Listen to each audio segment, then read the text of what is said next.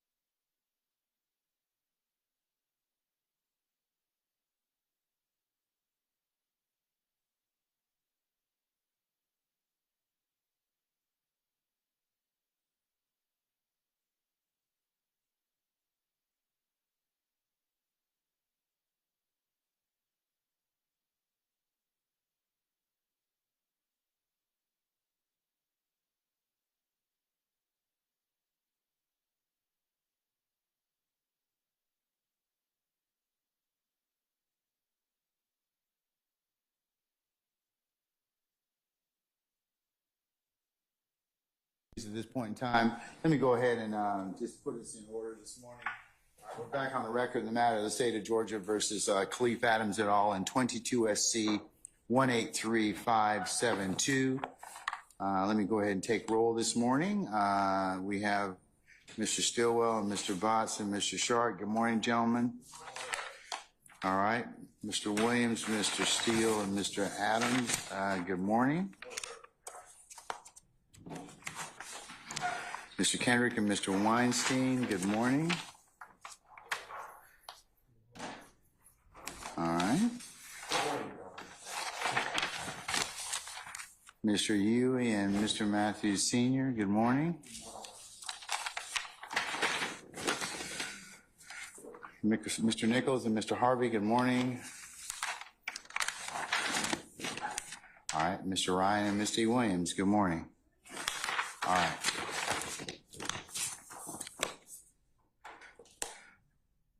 Okay, Mr. Brown, Mr. Smith, Mr. Yahowski, Mr. Atkins, Ms. Hilton. Good morning. And I saw Ms. Love earlier, so, okay, all right.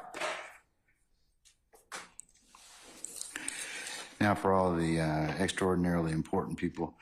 Ms. Knight, good morning. Good morning. All right, Mr. Kokomo, good morning. Ms. Hallwinger, good morning.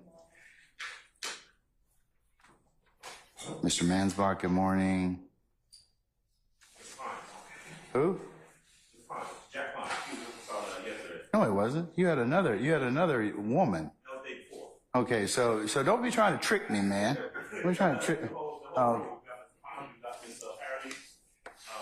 Pines, is he related to the other Pines? Yes, this is Noel Pines' son. Nice to meet you, Your Honor.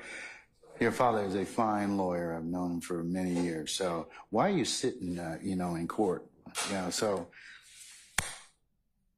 yeah, and there's some other, in there, did your father kind of, say, hey, you need to see some other lawyers or what?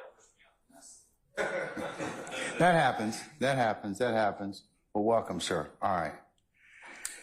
Okay, and Mr. Botts, I understand you have a handler this morning?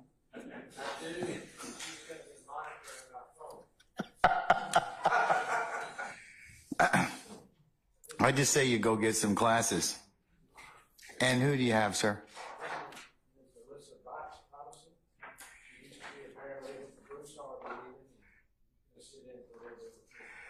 Hi, good morning, madam. Welcome.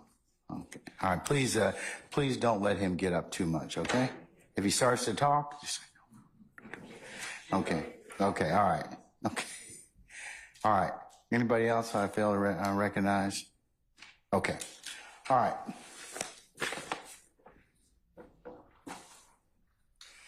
All right, Deputy Avila, all our jurors present, madam? Yes, Judge. All right. Before I call for our jurors, any issues I need to take up? Yes,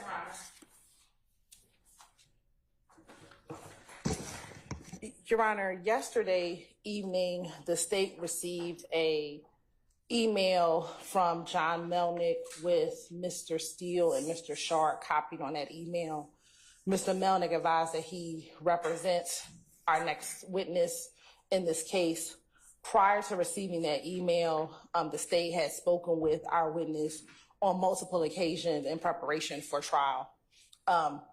After yesterday at about 5 or 6 p.m., whatever time I received the email, he advised that we need to cease all communications with his client. However, his client is? Mr. Kenneth Copeland. Okay. However, his client is not, there's no open pending litigation. We were operating as a witness. And so Mr. Melnick advised, I don't know if he wants to be present or not, but that he had court at 9 a.m. before Judge Krause. And so I'm bringing that to the court's attention. The state did offer Mr. Copeland use immunity in this case so that anything that he testifies to in this particular proceeding will not ever be used against him. Your Honor has signed that order, and so we are ready to move forward. However, I did want to bring to the court's attention that Mr. Melnick did advise that he was his attorney and that he was present in the building. I believe wanted to either address the court, but Okay, well, if he's inserted himself in that particular respect, he needs to probably be here. So can we send somebody up to Judge Krause's to inquire? Because, or is he here?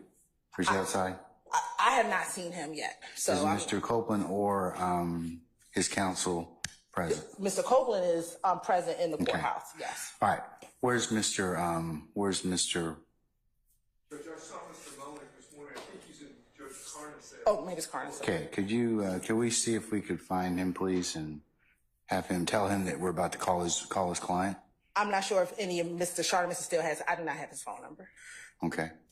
Well, And while we're waiting for that, I do have two other issues. hold on, Deputy Avila, can you ask one of your colleagues, or Deputy Ham, can you see if you can go up or have one of your colleagues go up to Judge Carnes' sales and see if we can, one, either get him down here, or two, ask Judge Carnes' sale when he would be available. And tell him that we also have a witness that we need to call, okay?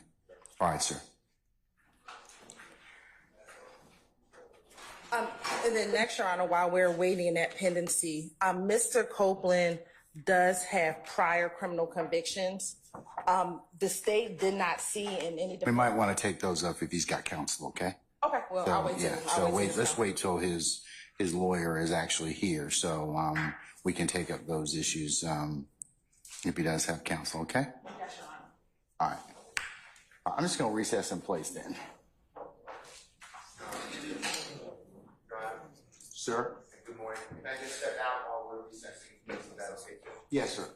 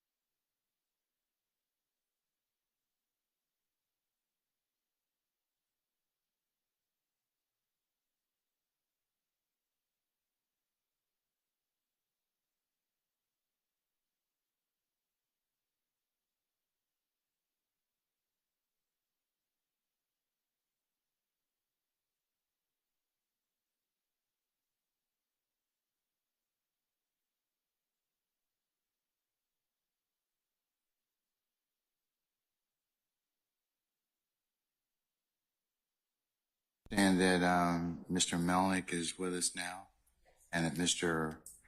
Copeland is outside, correct? He's in. Okay. Say again? He's here. Okay, all right. All right, Mr. Melnick, good morning, sir. Welcome. Good morning, Your Honor. All right. Sir, do you have any issues of concern or that I need to take up before the state calls your client? I do, Your Honor. Okay, go ahead. May I approach? You may.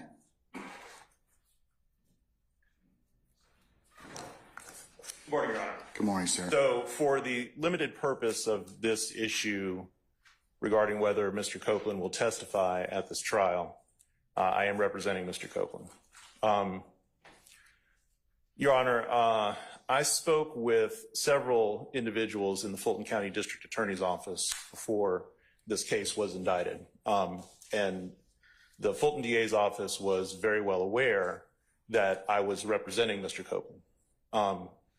Apparently, they have had conversations with Mr. Copeland outside of my knowledge and presence. Now, I can't do anything about that because he talked to them without contacting me first. However, he did contact me yesterday and told me that he was being subpoenaed to testify here today. And I asked him what he wanted to do. His position had been and has always been that he wishes to exercise his Fifth Amendment privilege against self-incrimination. I have explained to him, and I learned this morning, that apparently an immunity order has been entered under OCGA 24-5507, granting him use immunity for testimony at this trial. I would object to that proposition. And the reason is this. I know very well that the district attorney's office knew about my involvement in this case from the inception of this case. I spoke with Don Geary in 2021 about this matter. And he asked me whether or not Mr. Copeland intended to cooperate with the state. And what he told me is that Mr. Copeland would probably either be a witness or potentially a defendant in this case. I spoke with Mr. Copeland. We had numerous conversations between myself, Don Geary, and Thomas Greiner, who's in the Fulton County District Attorney's Office, who was prosecuting Mr. Copeland for a separate matter. And Mr. Copeland has steadfastly said that he intends to exercise his Fifth Amendment privilege. I have also participated in a conference call regarding a bond for Mr. Copeland when he was when he had an indictment in Judge Whitaker's division. Present in that conference call was myself, Adrian Love, Adam Abadi, Abby Potter, and Judge Whitaker. And we very specifically discussed the state's concerns about Mr. Copeland getting a bond in that case, given that the state wanted to utilize him as a witness in this YSL case. So, Your Honor, Mr. Copeland is here. I can state as his attorney that he intends to exercise his Fifth Amendment privilege against self-incrimination. He does not wish to testify in this trial. And I would ask, there is no other, he's not on bond, he's not on probation, there's nothing like that. I would ask that he be allowed to leave this courtroom without being compelled to testify. All right. Ms. Hilton, do you wish to respond? Yes, Your Honor. All right. And Mr. Melnick, you are correct. I did go ahead and sign this morning. I'll make a part of the record the court's order giving him use immunity. Okay. Good morning again, Your Honor. So first, let's give a timeline of events. Mr. Melnick spoke of speaking with Mr. Don Geary. I would believe that. What does that have to do?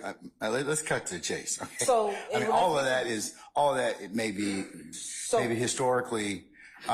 Because I want to make sure the record is clear as to what Mr. Melnick said as far as his representation of him, especially as it relates to him being a witness in this case. Okay, all right. So I'll let you fill in the background. Sure. Okay, go ahead. So when Mr. Melnick, I believe, engaged with Mr. Geary, Mr. Copeland had at that time either two open pending cases, because this would have been in 2021 or 2021.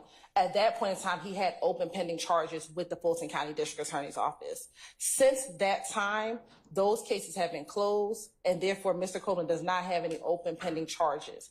Therefore, we have not spoken to Mr. Copeland previously when he had open pending cases. We have only spoke to Mr. Copeland as it relates to his being a witness in this trial.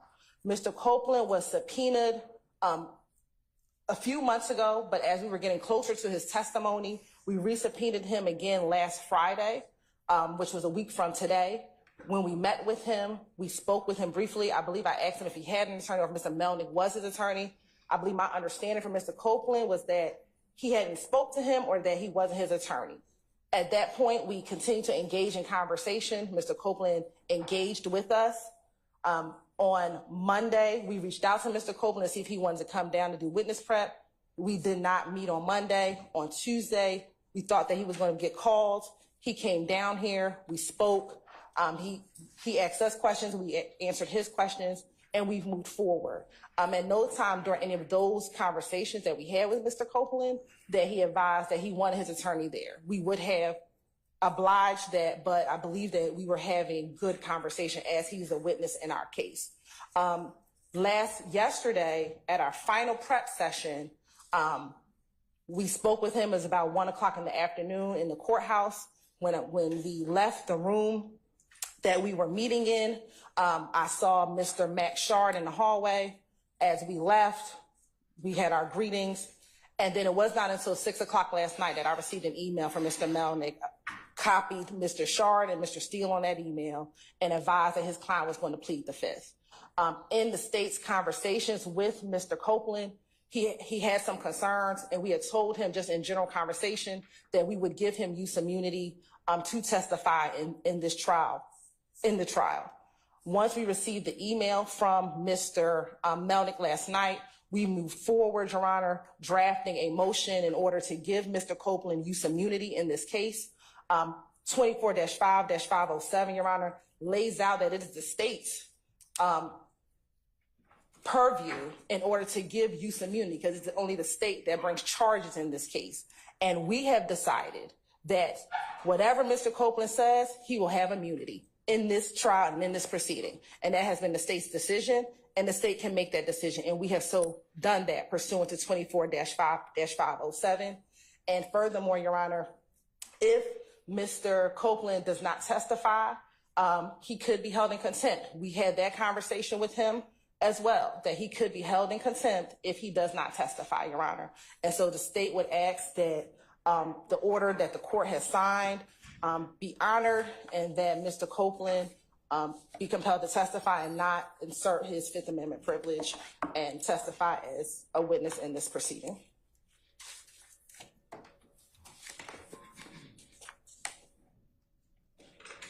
May I respond, Judge? Yes, you can, Mr. Melnick.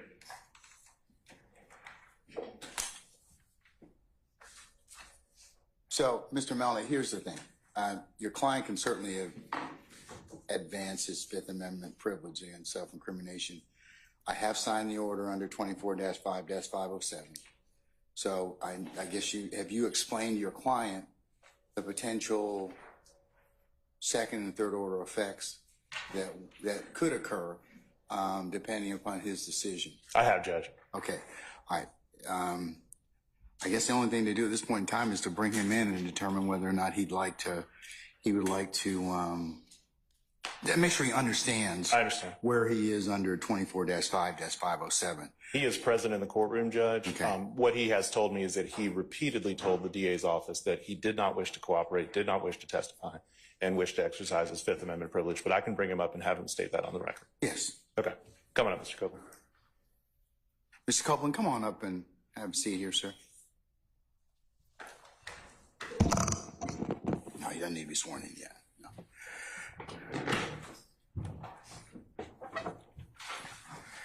All right, Mr. Copeland, your counsel, Mr. Melnick, have you had an opportunity to talk with him about testifying today? Yes. All right. Has the state provided you a letter of immunity or a copy of the order that I have signed directing that they give you use immunity? Yes. Do you have a copy of it? Yes. All right. Can we see that, please? Can I? I need 2 copies of it. Actually, 3. You're fine. Not yet, sir. Doesn't apply to you yet, Mr. Steele.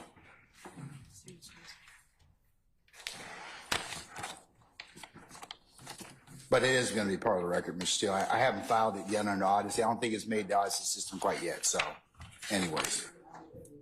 Huh? We have a proposed order. But I signed the order this morning, though. I meant the manner in which it will be filed will not be made public. Okay. All right. Which copy's been given to Mr. Copeland? The order pursuant? All right. All right. Do we have extra copies of that?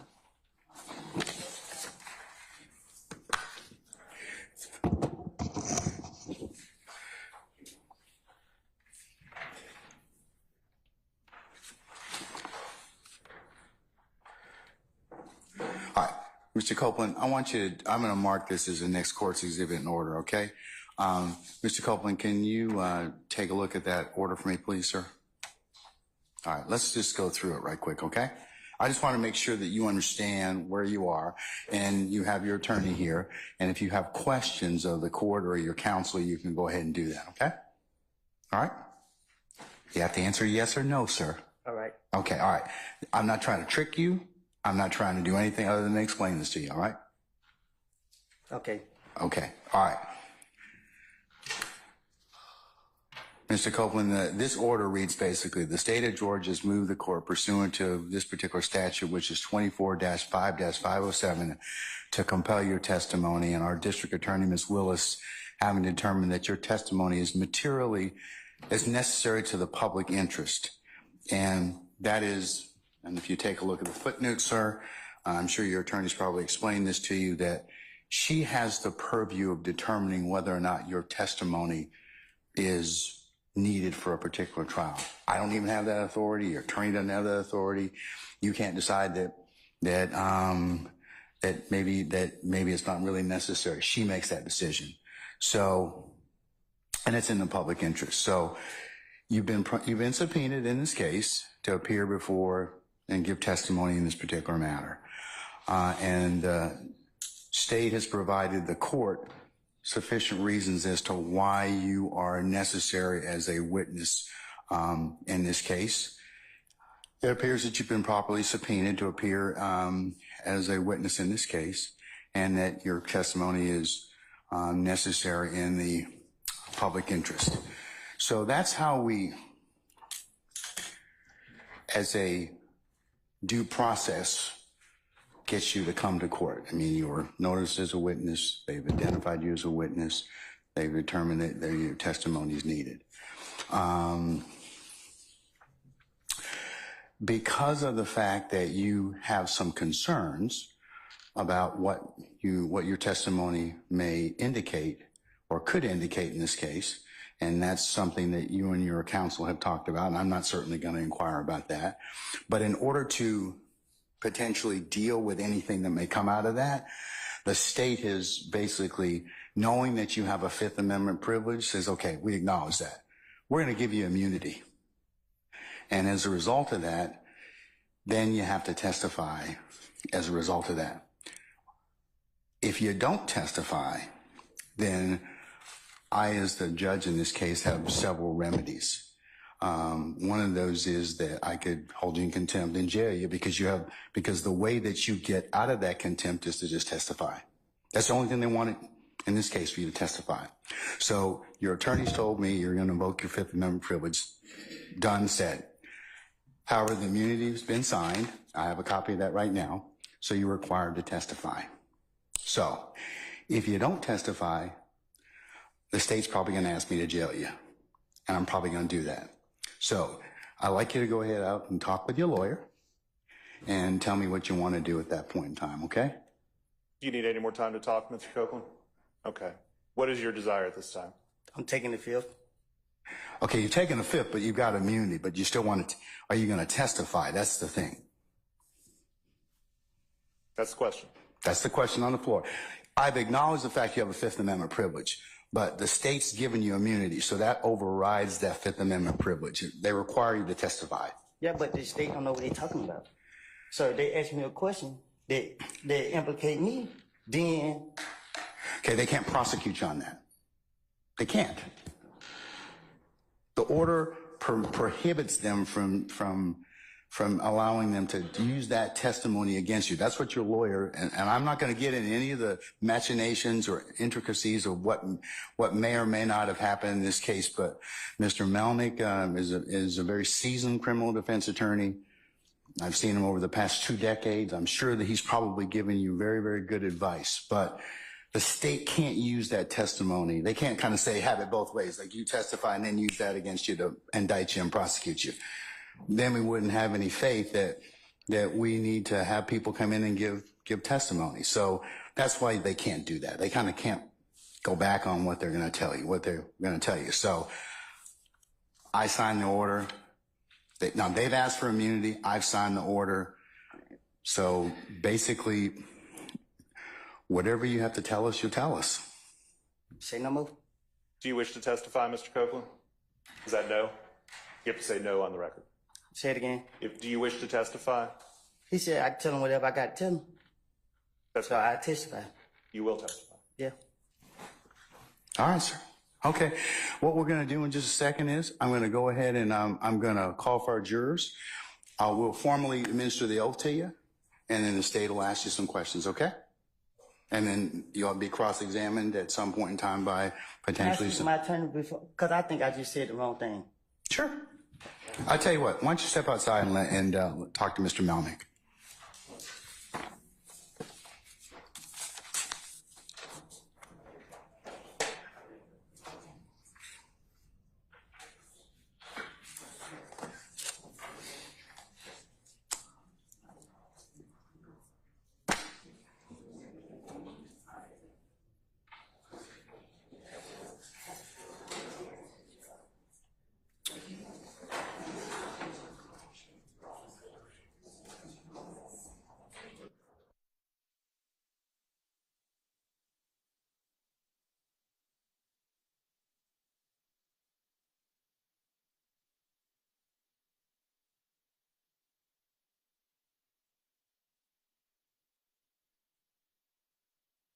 Don't go anywhere, okay?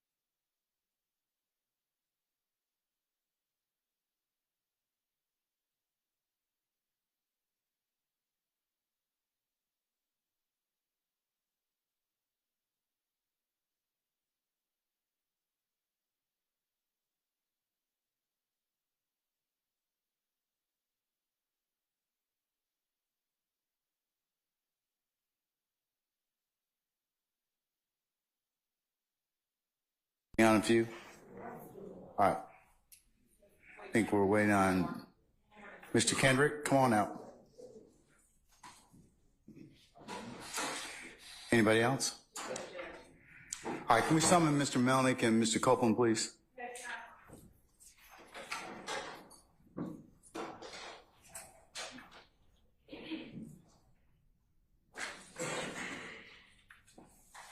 Come on up, Mr. Copeland.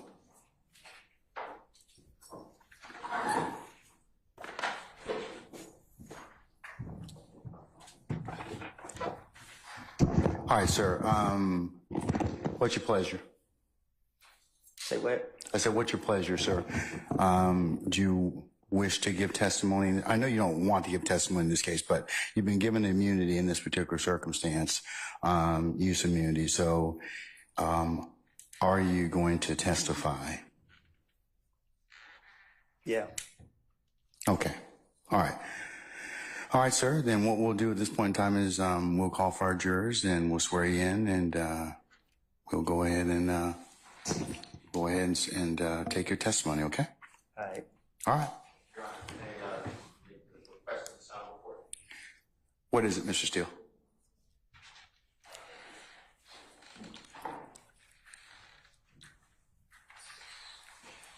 Does our witness need to be excused? Yeah, sir. Go ahead and stand outside, please, if you wouldn't mind. We'll call you in just a minute.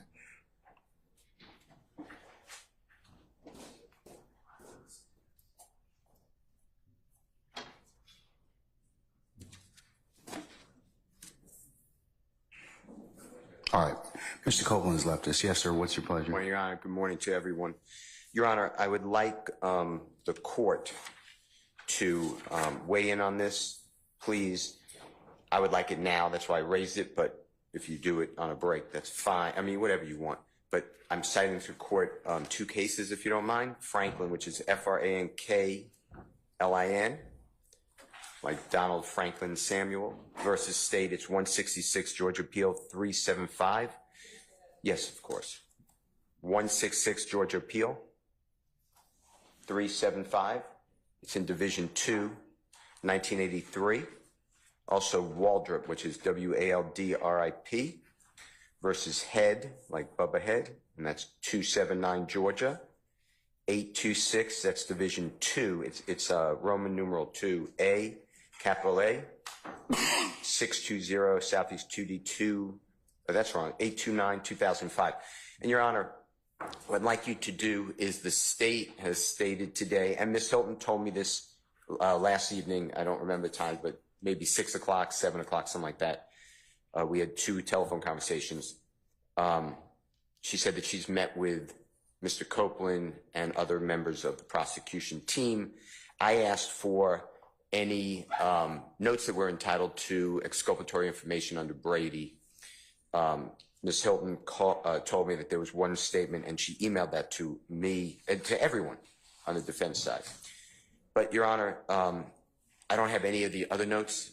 Mr. Copeland met with law enforcement on the January 11th of 2015. So, God forbid, the killing of Mr. Thomas is at 7:22 approximately, January 10th, 2015. By the early morning hours, I'm going to tell you about 4 in the morning, Mr. Copeland is on video, audio recording with Detective Thorpe the next morning. So it's January 11th, 2015. And he made statements that he knows nothing about anything. Since then, he has made additional at least 5 recorded statements that I'm aware of, and he's made other statements that I have nothing on. Anything, and he's been inconsistent. So anything that he told the state in this preparation would be inconsistent statements, which is impeachment evidence under Brady. And the state, I presume, will claim work product. That's why Ms. Hilton didn't give us any of the notes. But work product of the state is typically not subject to compelled discovery, except to the extent that such notes may be exculpatory and must be disclosed under Brady versus Maryland, which is 373 U.S. 83. That's under Franklin. And then Waldrop versus Head says that work product doctrine gives way to the accused constitutional right to exculpatory and impeaching evidence under Brady. So what I'm asking this honorable court to do is order the state to produce all notes. They had investigated. If they don't want to do that, I ask the court to get a copy of the notes in camera inspection and then meet with us ex parte so we can tell the court what we believe would be inconsistent statements, which is impeachment. That's why I brought it up to the court. All right. Your Honor, as I discussed with Mr. Steele last night, I turned over the statement that I believe was Brady, which was what Mr. Copeland told me about an incident in which there was a theft. And I provided that information to defense counsel. Outside of that, the state doesn't have any notes. And so there's nothing else to turn over except for what I did turn over. We do have one additional matter, Your Honor, which would be criminal convictions that I would like to address. Okay, let's deal with the issue first, the first issue of the notes, okay?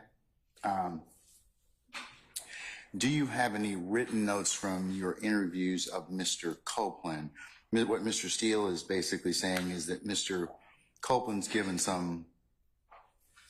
a few, he said 5 statements, and that some of those may be inconsistent, which would fall into the category of Brady, or may fall in the category of Brady. So do you have any written notes that you or your team took that arguably would be work product, but that I would need to review to determine whether or not they are on Brady?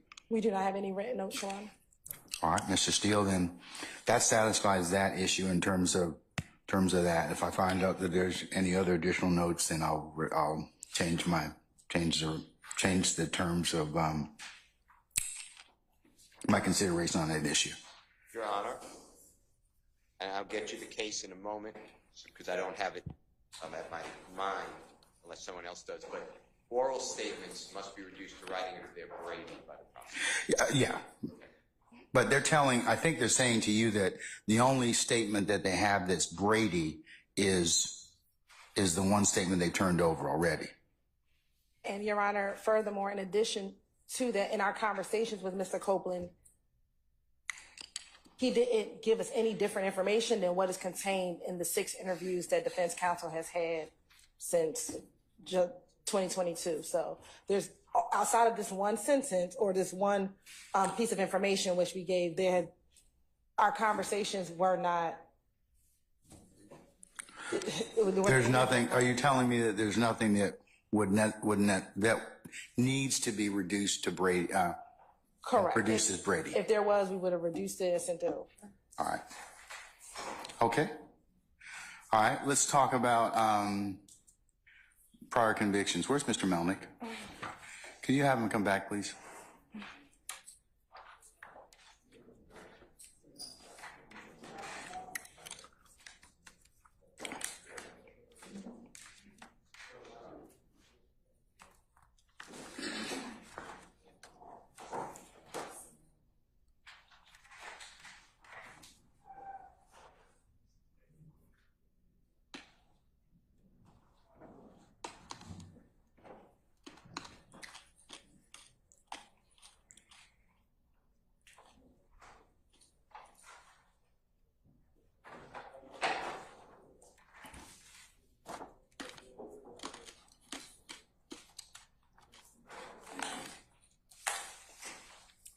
All right, Mr. Melnick, I wanted you to be here for the this part of the conversation in regards to your client, because these are prior convictions. Okay.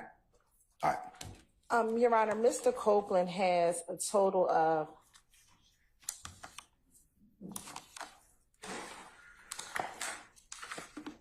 11 convictions, Your Honor, prior convictions.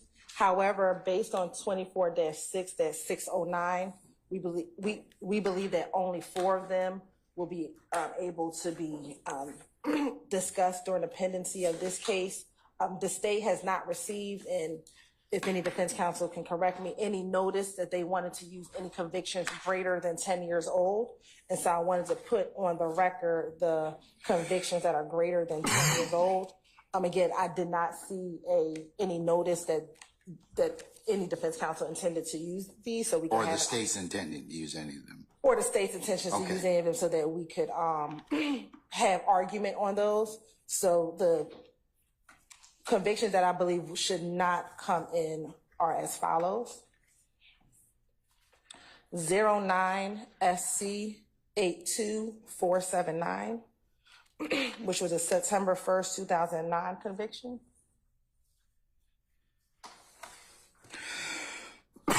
Four. That one was for theft by taking, Okay. entering auto, and other charges. Oh, well, you know, did he plead for that?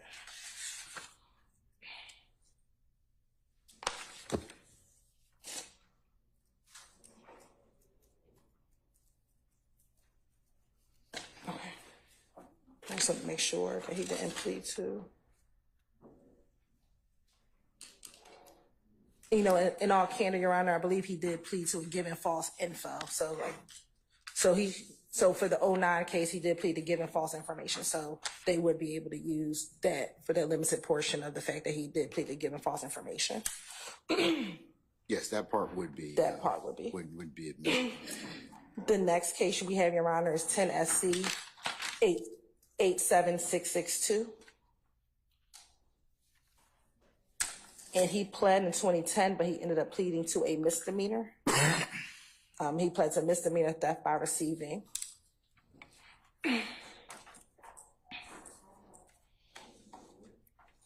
The next is 10 SC 96 Tennessee 96. 938. Okay. And that plea was taken on March 7th, 2011. And the charge was aggravated assault and possession of a firearm during the commission of a felony.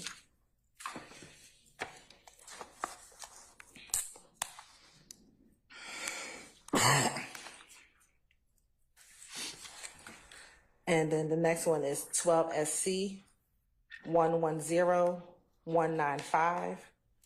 He pled to this in August of 2013. And he pled to entering auto, several counts, misdemeanor criminal trespass, misdemeanor obstruction, misdemeanor theft by taking.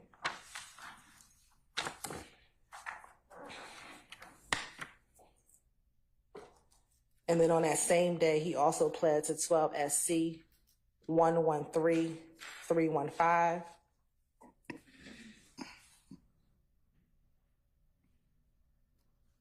He pled to that on August 13, 2013. And there he pled to terroristic threats, aggravated assault, and battery. Then, Your Honor, he also had another case which was null prost, which was 12 SC 113001. And another case which was null prost, 13 SC, oh, excuse me, this was a re-indictment of that 12 SC case. So the number was 13 SC 120161.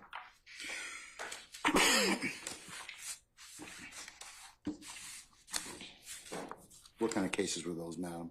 Those were, it was a possession of MDMA and possession of marijuana less than an ounce.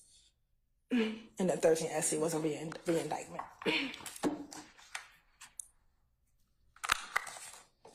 All right. And so we believe the admissible convictions, and I can put that on the record, Your Honor,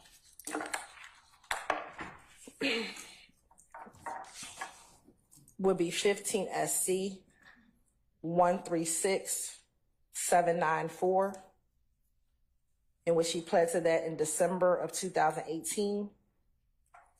And the charge was theft by receiving stolen property.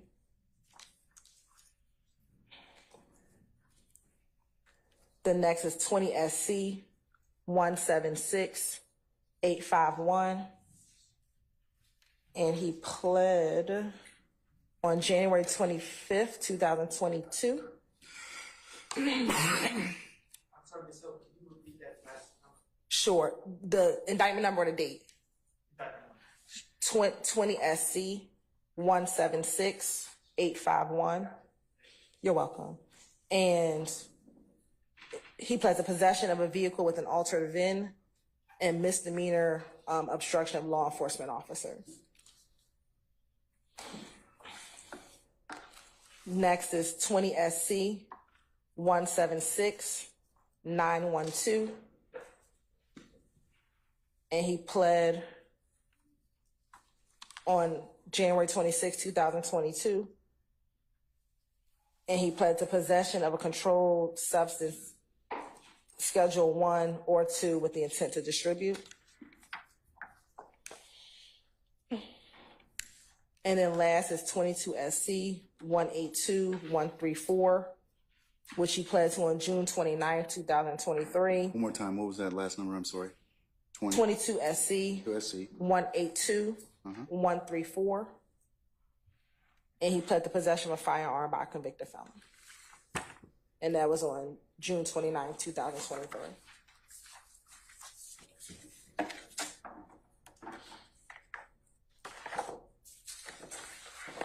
And Your Honor, there's also a federal indictment. I do not, but he pled to that federal indictment in 2015. And so that indictment would be right. I'll get you the federal indictment number. Have you shown these, the non-qualifying and qualifying convictions to defense counsel? I have not. Can you let them take a look at it? Oh, they have. Oh, yeah, we did provide. We do have, well, we did work well, but we have a disagreement about what's qualified, what's not qualified.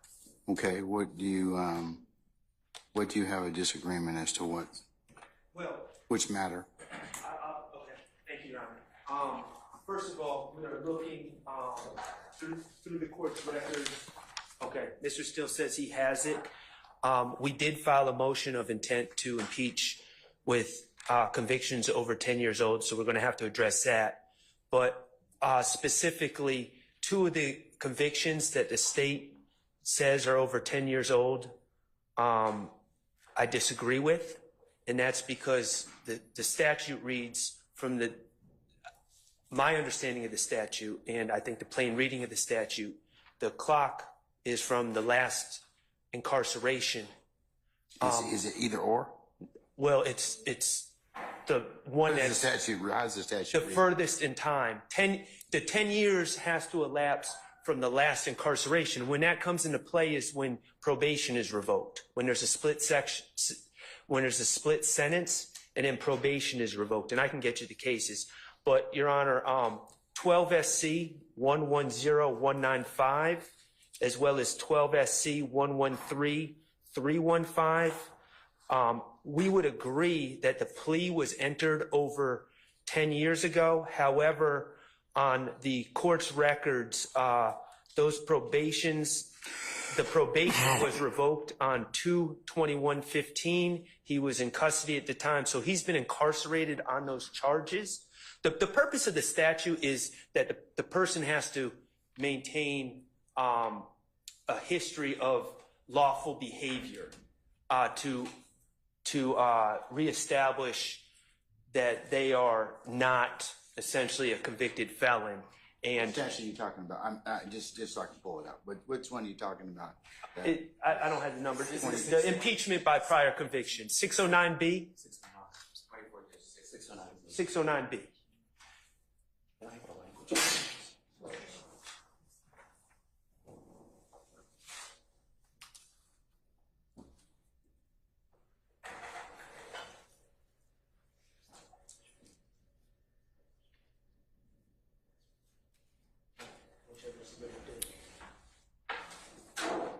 So, Your Honor, the statute says or release from confinement, whichever is the later date, is what I was referring to in the statute, the plain language of the statute. Hang tight, sir.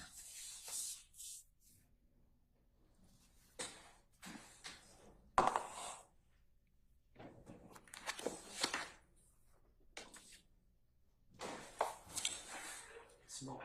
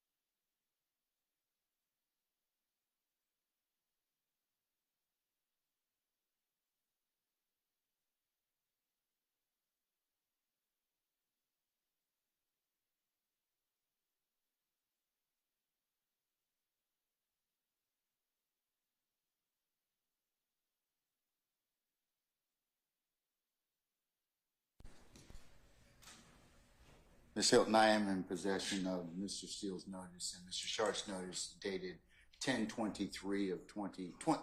It was actually filed, or e-filed 10/24 of 2023, giving notice of intent to impeach by conviction greater than 10 years pursuant to 24-6-609. So it seems like the notices were in fact given timely. I'll include it as the next court exhibit in order. The only thing I have to do is do a 403 balancing test. So is there any reason why they wouldn't necessarily be prejudicial?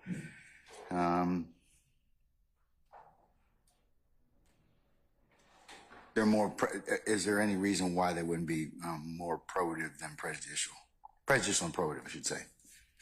Your Honor, I would ask for Mr. Steele and Mr. Steele either or to make Mr. Steele and Mr. Shard to make the argument because they're asking for the propounding of it. We believe that it is we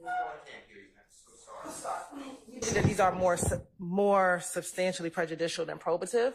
And so I would ask for them to propound their argument so we can respond. Yeah, I have to consider that as the last thing for the convictions that are over more than 10 years old, unless they're fall into the category of crimen falsi or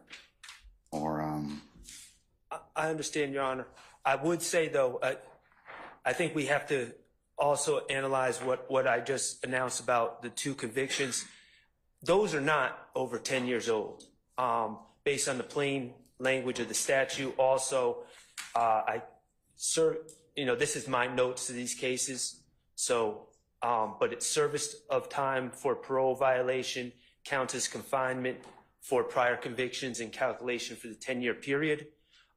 That's U.S. v. Gray, 852, Fed 2nd, 136. It's a 1988 case out of the 4th District. In U.S. v. McClintock, 748, Federal 2nd, 1278. It's a 1984 case out of the 9th. Do you have anything more recent from our Supreme Court? I don't think it's really from our Supreme Court that's talked about the date of incarceration. I just want to know. I mean, I'm familiar with the rules in general about and being incarcerated and not completed those particular periods of probation extends the time. If you have a probation revocation, that extends the time. Right. So it's upon completion, which is ever greater. So, Mr. Weinstein to the rescue. Williams v. State, 302 Georgia 474 at 482. And that's a 2017 case. Williams versus the state? Yep. Yes, What Your is Honor. it again? 302 Georgia 474, I believe his handwriting is, or is that 9? 474 at 482, and that's a 2017 case out of the Supreme Court of Georgia. I believe is going to stand for that same proposition. And as I said, that would apply to 12 SC. If my understanding of the court records, we pulled these cases and pulled the probation revocations for these cases. That would apply to 12 SC 110195 and 12 SC 113315. Those would now come within the 10-year time limit. And yes, and also, Your Honor, just a plain reading of the statute, it defines time limit, and it says, evidence of conviction under this code shall not be admissible if a period of more than 10 years has elapsed since the date of the conviction or of the release of the witness from the confinement imposed of such conviction, whichever the later date, unless the court determines in the interest of justice that the probative value of the conviction supported by specific facts and circumstances substantially outweighs the prejudicial effect. So the time limit is the plain reading of the statute says either the date of the conviction or release of witness from confinement imposed by such conviction, whichever is the later date, which is why I think that probably this isn't litigated that often, because the plain language of the statute is pretty clear.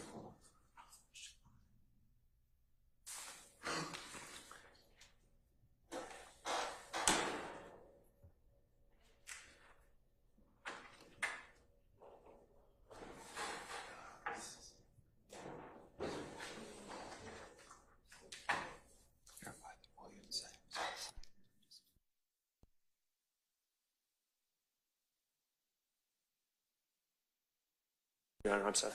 No, I'm good. Okay. Your Honor, and Mr. Shark can show me, I believe, and we're just double checking right now. The 1-1.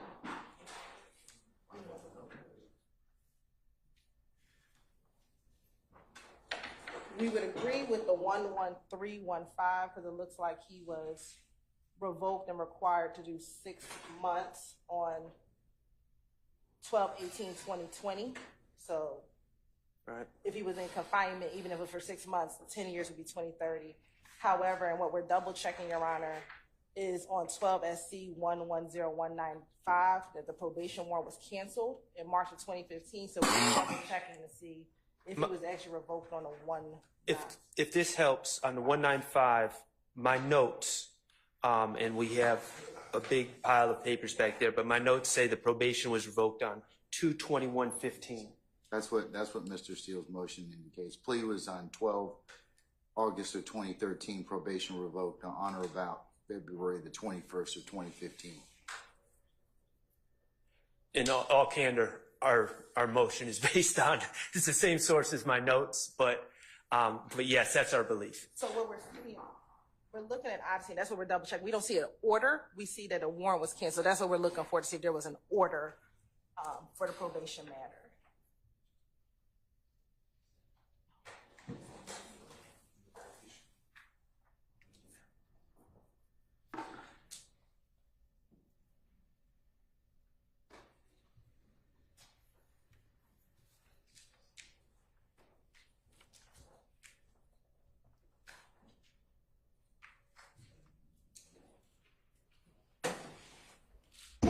While y'all are looking, I'm just going to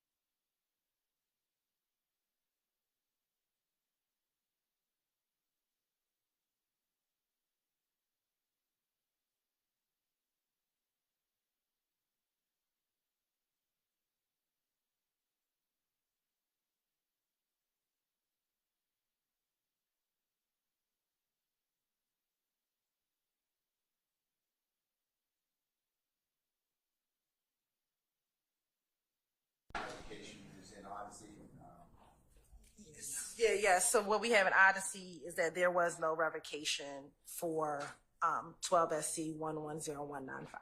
Mr. Steele, Mr. Short, do you have any documentation showing there was in fact a revocation? Well, we don't have access to Odyssey, Your Honor. And that's the, Where did you get the date, though? That's why I'm trying to find out. If you put it, please. So, do you have some document to rely upon? I see this, the state has shown me a probation warrant cancellation. So the question is, I'm trying to figure out if, clearly if it was revoked even for time served, it would fall under the 10 years. I would just ask for a little bit of time. You know, the state kind of decided to address this now. I'm not blaming them, but we didn't really know that this was going to just be addressed at this exact moment. So I would just ask for some time to look into the clerk's file and try to figure out where we got that date from. Clearly we got that date, and you know, perhaps it was just seeing the probation warrant, but you know, I wouldn't concede that point. And then the state said that they're going to email what they have on Odyssey, which we don't have access to. I'd assume we probably went to the public computers in the law library and tried to do it through there. All right. So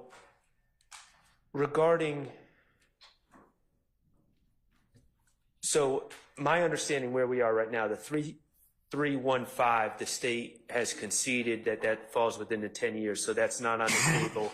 The 0195 may or may not be on the table depending on what we learn about that case. But for the ones outside the 10-year, we did give timely notice. You did. And so that's going to be a balancing. So tell me why they're more probative than prejudicial at this point in time. Well, for prejudice, it's a bit confusing to me, because I don't know who would be prejudiced by the truth about Mr. Copeland's prior convictions coming out. Certainly he wouldn't be prejudiced. He's been given immunity. He's not a party to this case. So I don't really see any real prejudice. But the probative value towards his credibility, first of all, I'd point out that one of these cases, 09 SC 82479, not only involved giving false info, which is very probative of one's credibility, but also involved a theft, a car theft. Thefts are viewed as more probative to credibility than other non-crimes that involve some level of deceit or dishonesty. So the fact that it's a theft makes it particularly probative towards credibility. But also, Your Honor, Mr. Copeland is the key witness to a number of acts in this case. He's really one of the key witnesses of the case, if not the key witness. His credibility is the crux of this case. He's the linchpin of this case. I anticipate that he's probably going to be on the stand for a week or more.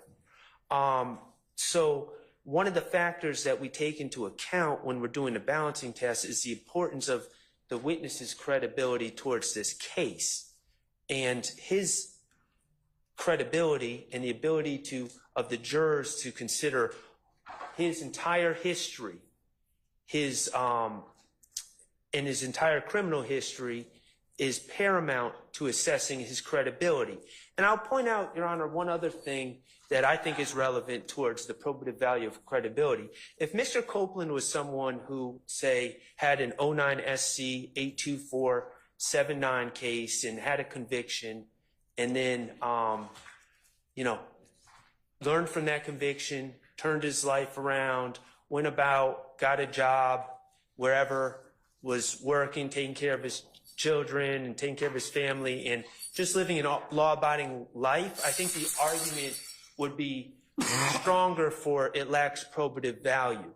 But he hasn't done that. He's continued to commit crimes, to violate the law, to lie, to commit crimes indicative of a lack of credibility. So this tells the whole story. And I don't know why we wouldn't give the jurors the whole story about a man's history and his lack of credibility when his credibility is ultimately so important in this case. I don't know what he's going to testify to, but I do know that there's a possibility that things he said are going to come out, and the jurors need to know, can we believe this guy or not? And they need to have the full story about Kenneth Copeland and his criminal history. All right, sir. State, you wish to respond, or? Your Honor, I don't believe them having the full history is what will determine his credibility. They have now 5 convictions that they can impeach Mr. Copeland on. The issue is he a convicted felon? He is, and they have 5 convictions. These other 4 from 2009 and 2010 would be substantially prejudicial in this case, given that they have more recent charges for which he was convicted of. These charges, again, are theft by taking. They already have a theft case that they can use to impeach him if they choose to do that.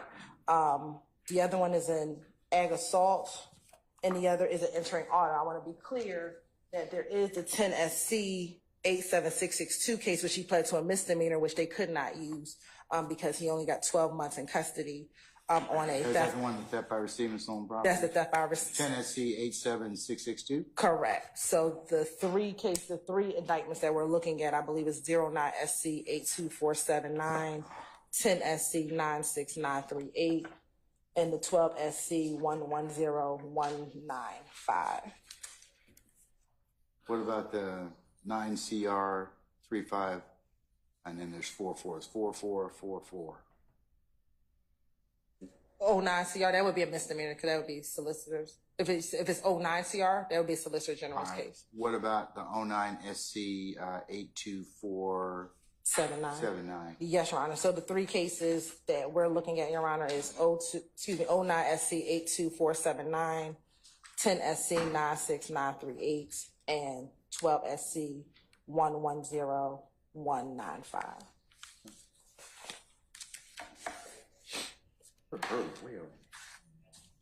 No, they usually bring that up. Nick.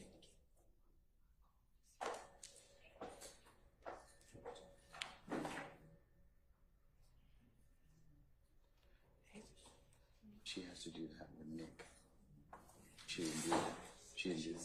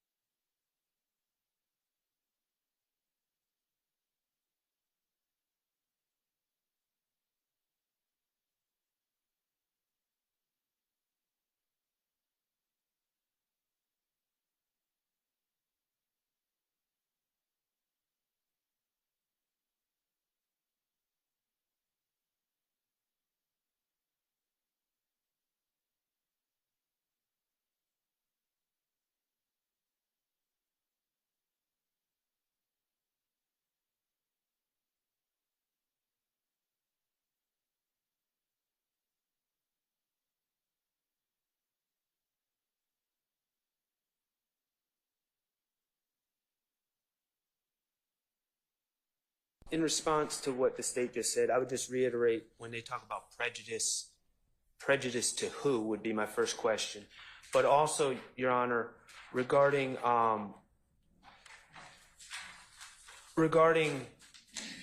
the misdemeanors, the state is suggesting that there's a ban on misdemeanors if they're not felonies. But I would point, Your Honor, to 246609A2, which reads evidence. This is what can be used to impeach as far as convictions. It says evidence that any witness has been convicted of a crime shall be admitted regardless of punishment.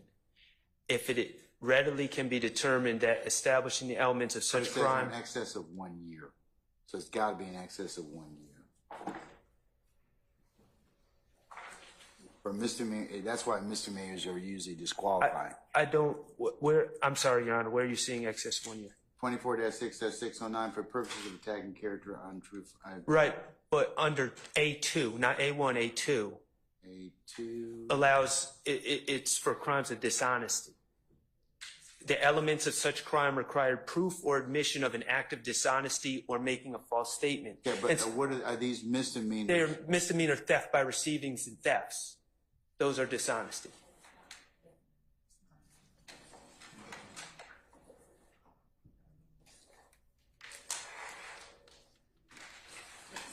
Okay, all right. So I just wanted to say, so I don't agree with the wholesale just conclusion that misdemeanors are not admissible. Okay, so the misdemeanors that involve theft, We the would court say, is of the opinion, I would agree with you, that they'd be admissible. right. And so, Because they're dishonesty. yes, Your Honor. Because they're dishonesty. State's shaking their head, but no, they're dishonest. they're dishonest, all right? So. We have a case line. We have a case line. Well, then come on, bring it. Stop sitting back there and holding your tongue. Then tell me what it is. 284 Georgia Appeals 534. Say again. Advocacy State. Hold on.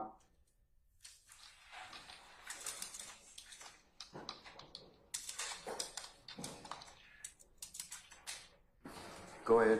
What is it? 284 Georgia Appeals 534.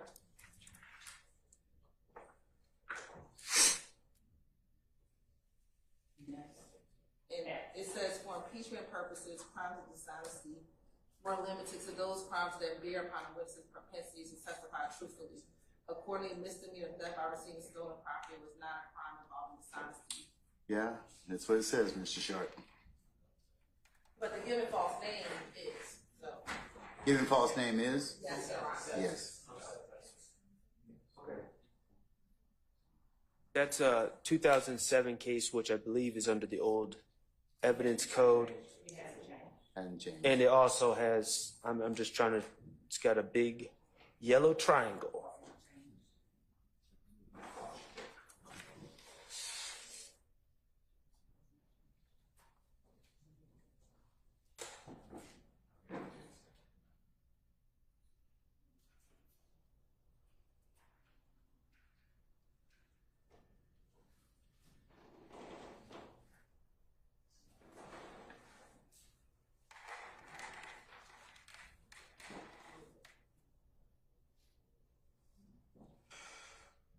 Excuse me.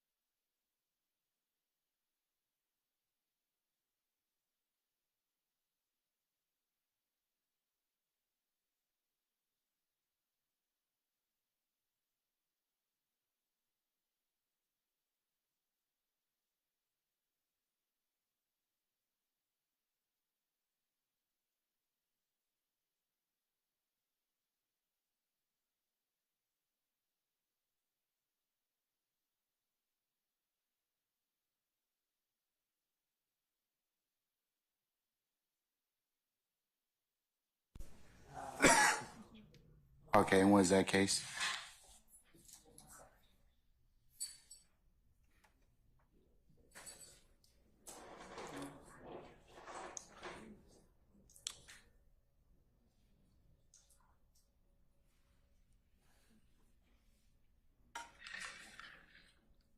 You're right, we maintain that the case is cited as good law.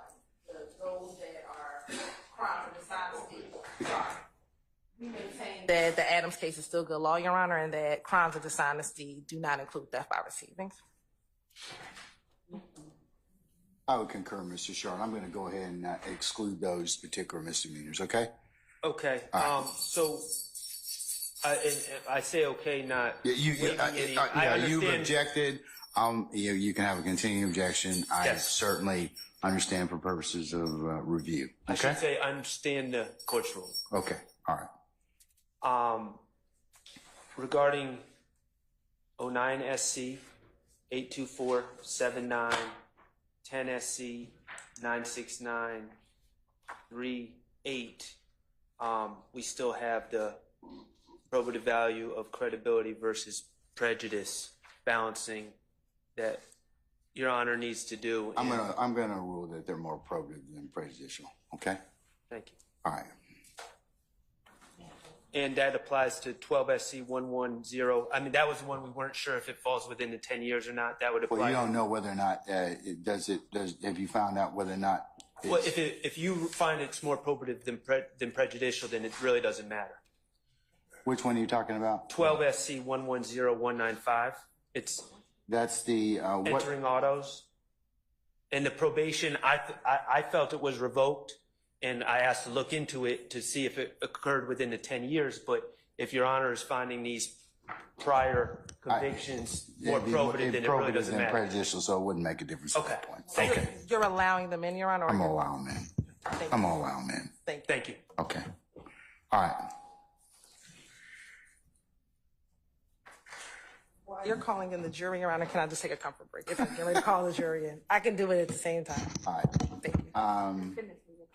Ladies and gentlemen, we're going to take 10 minutes, take a comfort break, and we'll see where the day leads us at that point in time. Okay?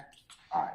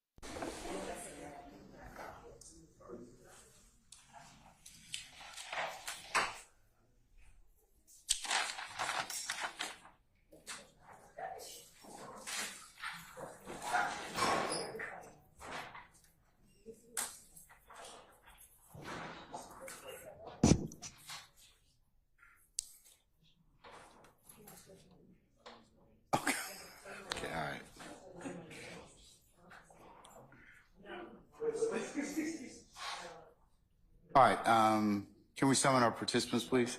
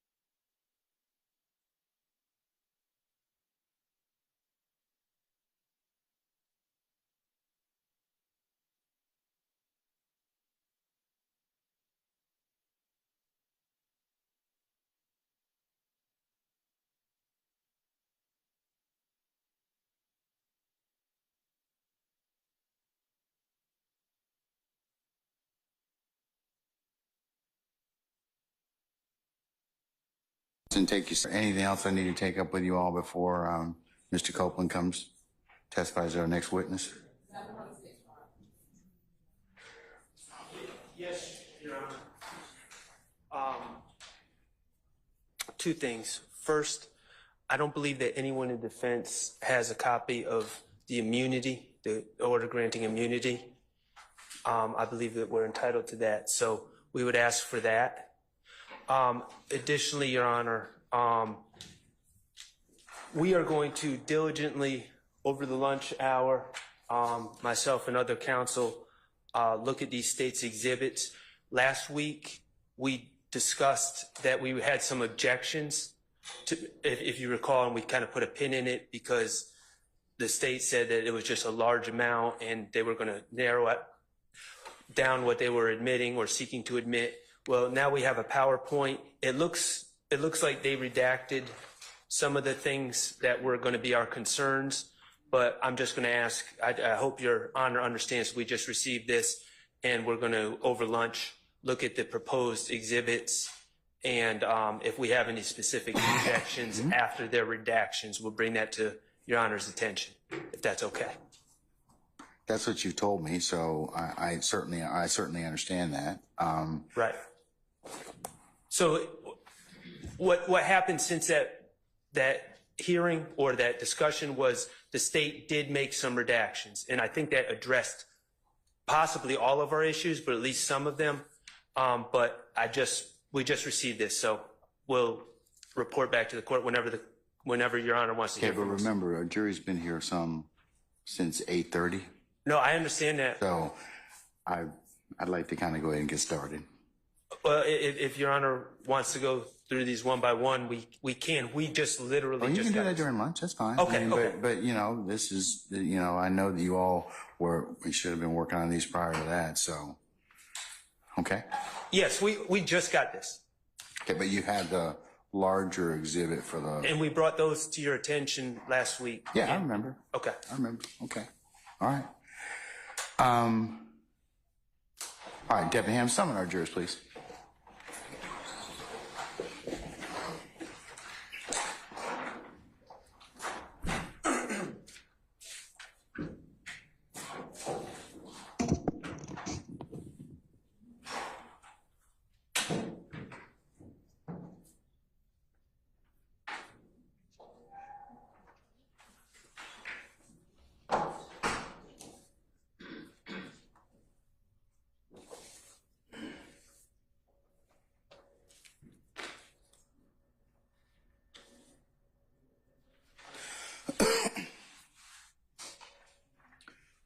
Oh, we're waiting. Where's Mr. Melnick?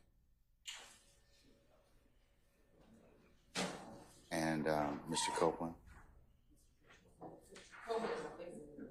He's waiting. Okay. All right.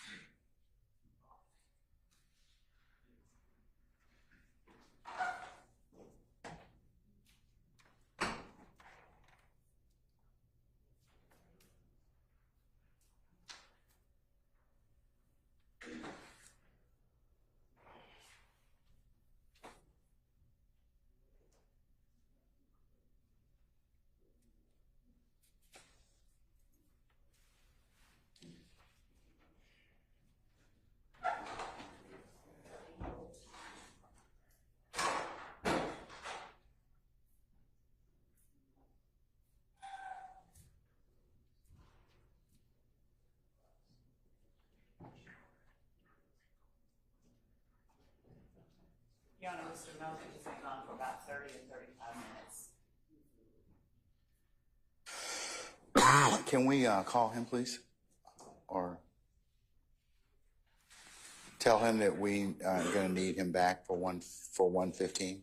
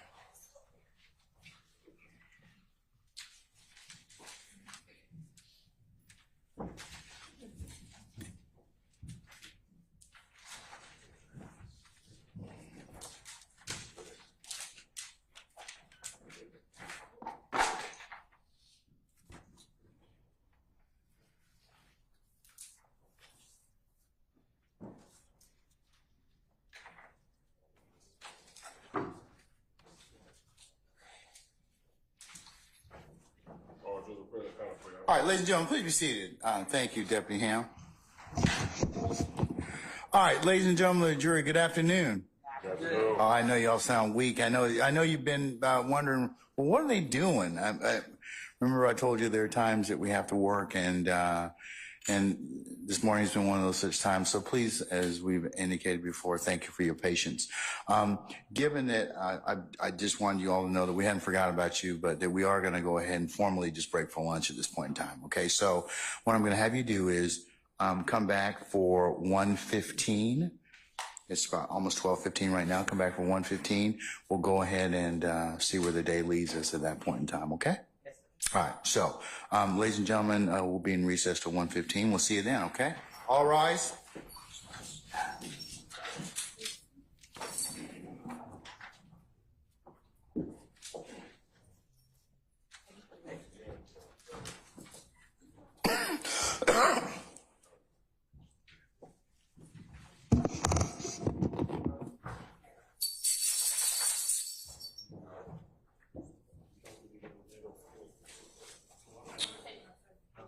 All right, ladies and gentlemen, our jury has left us. I'll see you all back at 1:15. Your Honor, I did send that call and sent the text message to the offender. All right, thank you, Mr. Brown.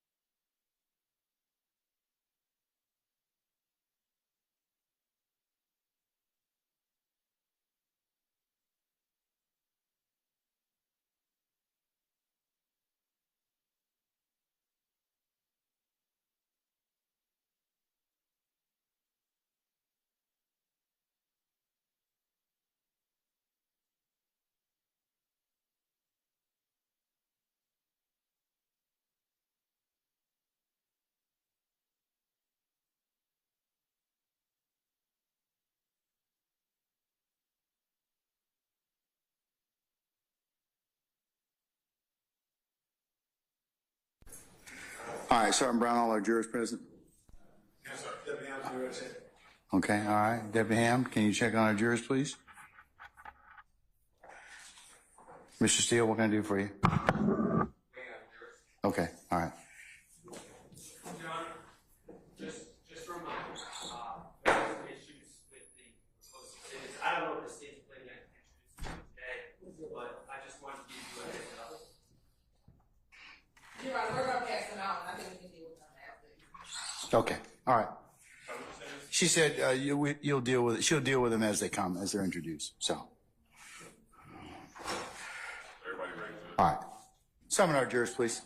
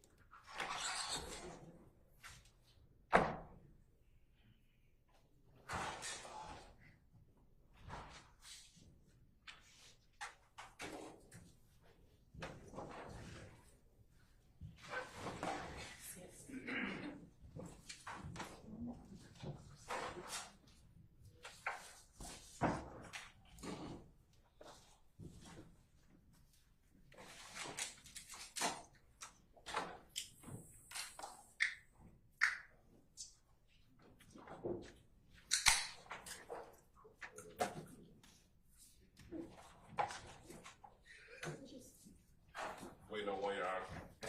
All right, sir.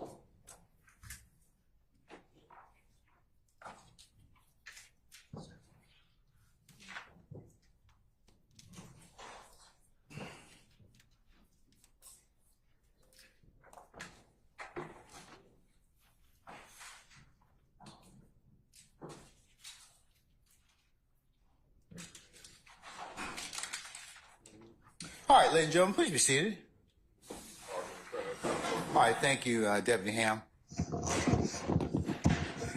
Ladies and gentlemen of the jury, good afternoon. Good afternoon. All right. Without further delay, we're going to go ahead and call the next witness. State. Your Honor, Ms. Hilton calls Kenneth Copeland to the stand. All right, summon Mr. Copeland, please.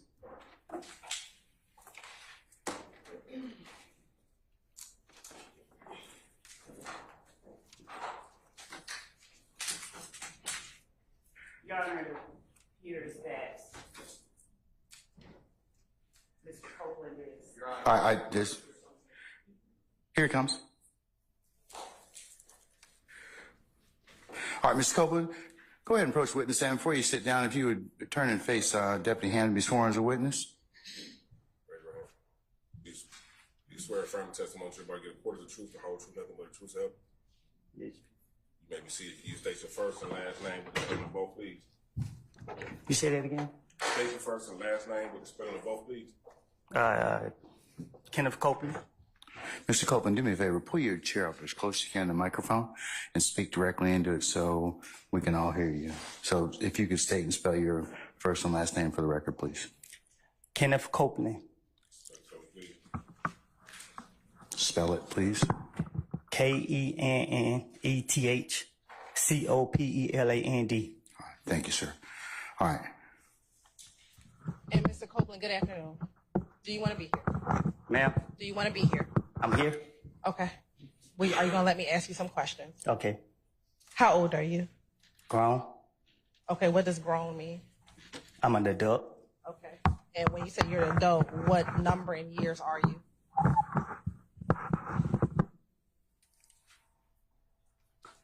I plead the fifth.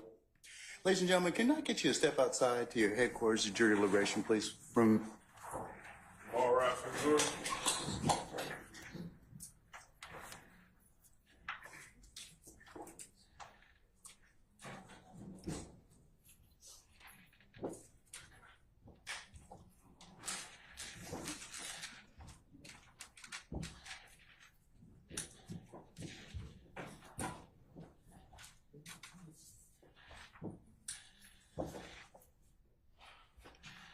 All right, ladies and gentlemen, please be seated. Our jury has left us. Mr. Copeland, given the fact that you have invoked your Fifth Amendment privilege, but the state has already given you immunity under 24-5-507, this court holds you in willful contempt, and we'll see you on Monday. And we'll see if we can get some more testimony at that point in time. Take him into custody.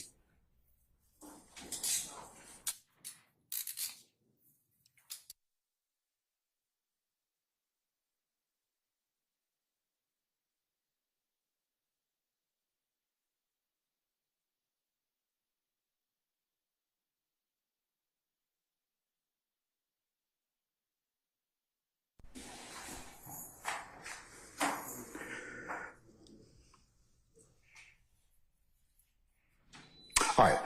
State, do you have any other witnesses you plan on calling this afternoon? No, Your Honor. Okay. What I'm going to do is I'll call our jury and tell them that you're going to be in recess for the weekend, and we'll come back on Monday. And then, Your Honor, the jury is excused. Would you please entertain a motion for mistrial? Mr. Steele, I'll entertain it right now. I didn't want to hold the jury, but that'll be fine.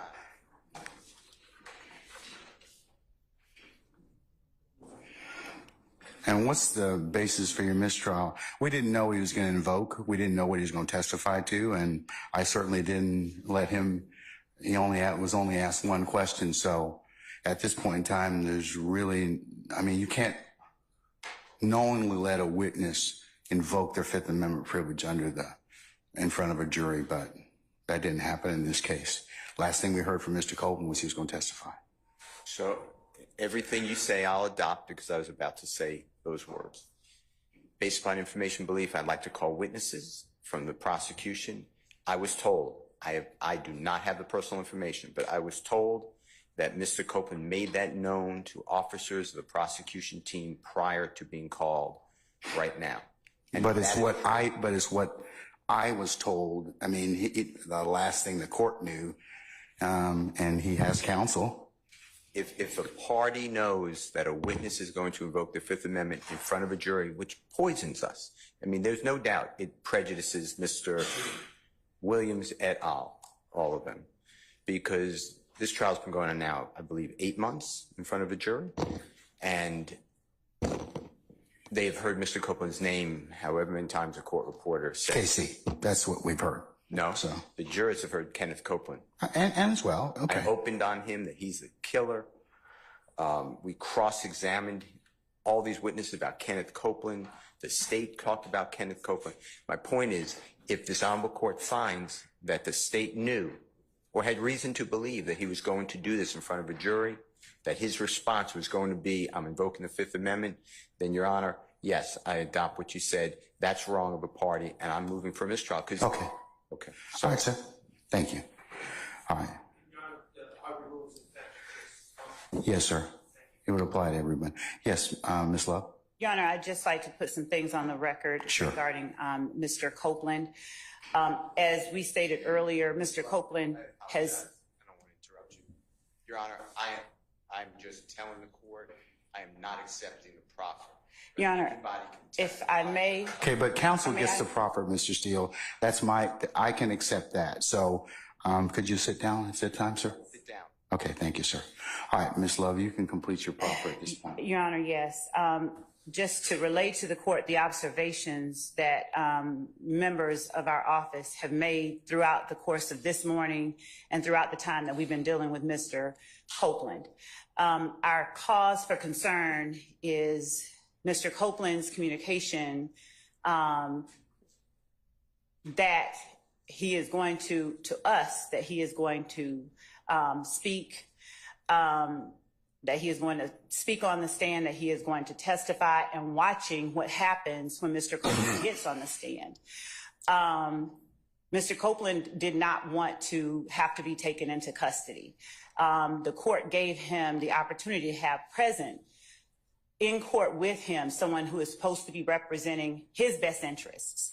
What we have seen is communication, both verbal and nonverbal, between Mr. Copeland's supposed counsel and counsel for defendants. And a look as if I tried from Mr. Copeland's supposed counsel in the direction of counsel for the defendants after Mr. Melnick attempted to assert for Mr. Copeland. May I finish? Let her finish, Mr. Melnick. Please sit down. I'll let you start. Okay? All right. Thank you, sir.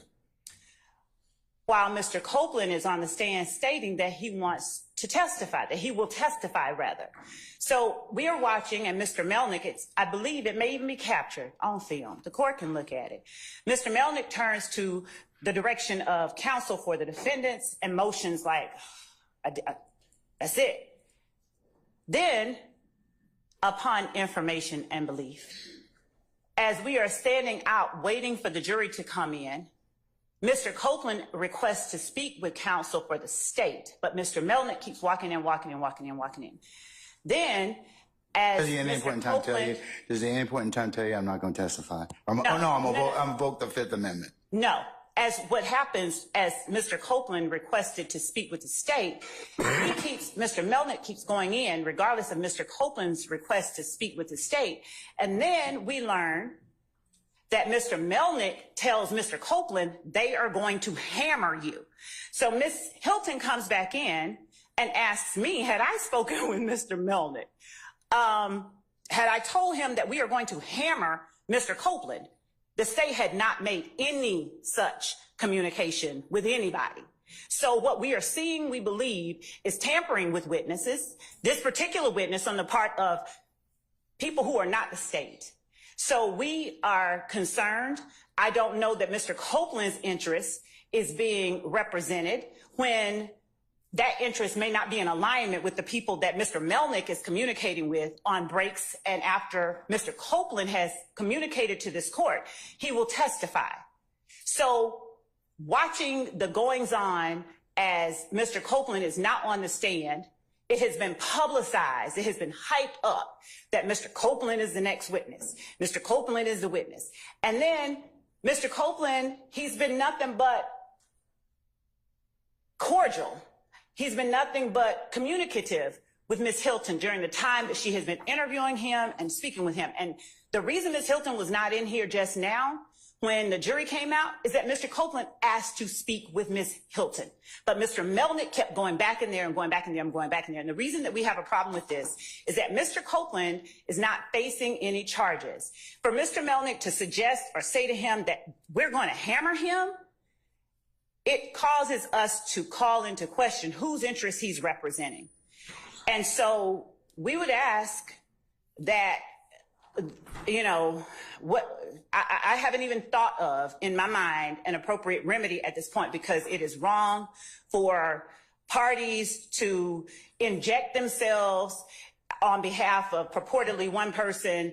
And I don't know. I guess they're, I don't know what's going on. But I can say that this entire day, starting from the point at which Mr. Melnick is invoking Mr. Copeland's Fifth Amendment right after Mr. Copeland has said he's going to testify, has gone a little off rails, and it's a little bit concerning. So, Your Honor, as to this motion for a mistrial, we would argue that it's caused by actions on the part of people other than the state, that Mr. Copeland got here and said what he did. So we will continue to speak with Mr. Copeland because Mr. Copeland doesn't have any charges that are open. If he asks to speak with us, which he has, we'll go and speak with him. And I'm not even certain what is going on behind me with respect to persons who are purporting to represent the best interest of Mr. Copeland. But it would appear to me that Mr. Copeland's best interest would be served by Mr. Copeland not being inside the Fulton County Jail. But that's just my opinion. So, Your Honor, I would ask that the court deny the motion for a mistrial, at the very least, And if it goes any further, find that actions by people other than the state have led to us being where we are. Because Mr. Copeland was at the point right before lunch of agreeing to testify. That is the reason we were ready to get started right before lunch. Because now he's been told he's going to be hammered by his attorney, I guess. He told him that, I guess, the state's going to hammer him. I don't even know what. But Ms. Hilton has gone over the questions that she has for Mr. Copeland. She has spoken with him about it. They have been speaking cordially with one another. And this idea that somehow someone is entitled to mistrial as a result of this action on the part of Mr. Copeland is a farce under these circumstances. We'd ask that the court deny the motion. All right. I'm going to deny the motion for mistrial. Mr. Steele, at this point in time, I'll note that you've made it. And I'll let Mr. Melnick in just a second make whatever remarks he wants. Do you have anything else you want to say? Yeah, I would like, but my understanding is, I'm going to proffer this, but there's a great investigator who is looking at me and I trust her. I'd like to call her as a witness. I was told, I was not there. I was told that, and I forget her name. I know her first name, but her last name.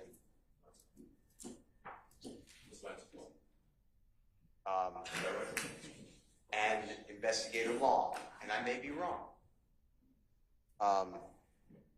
heard Mr. Copeland prior to coming in to the courtroom, almost immediately prior, state, and I'm reading from Mr. Kokomo, if I have to go to jail, then lock me up, and then the Honorable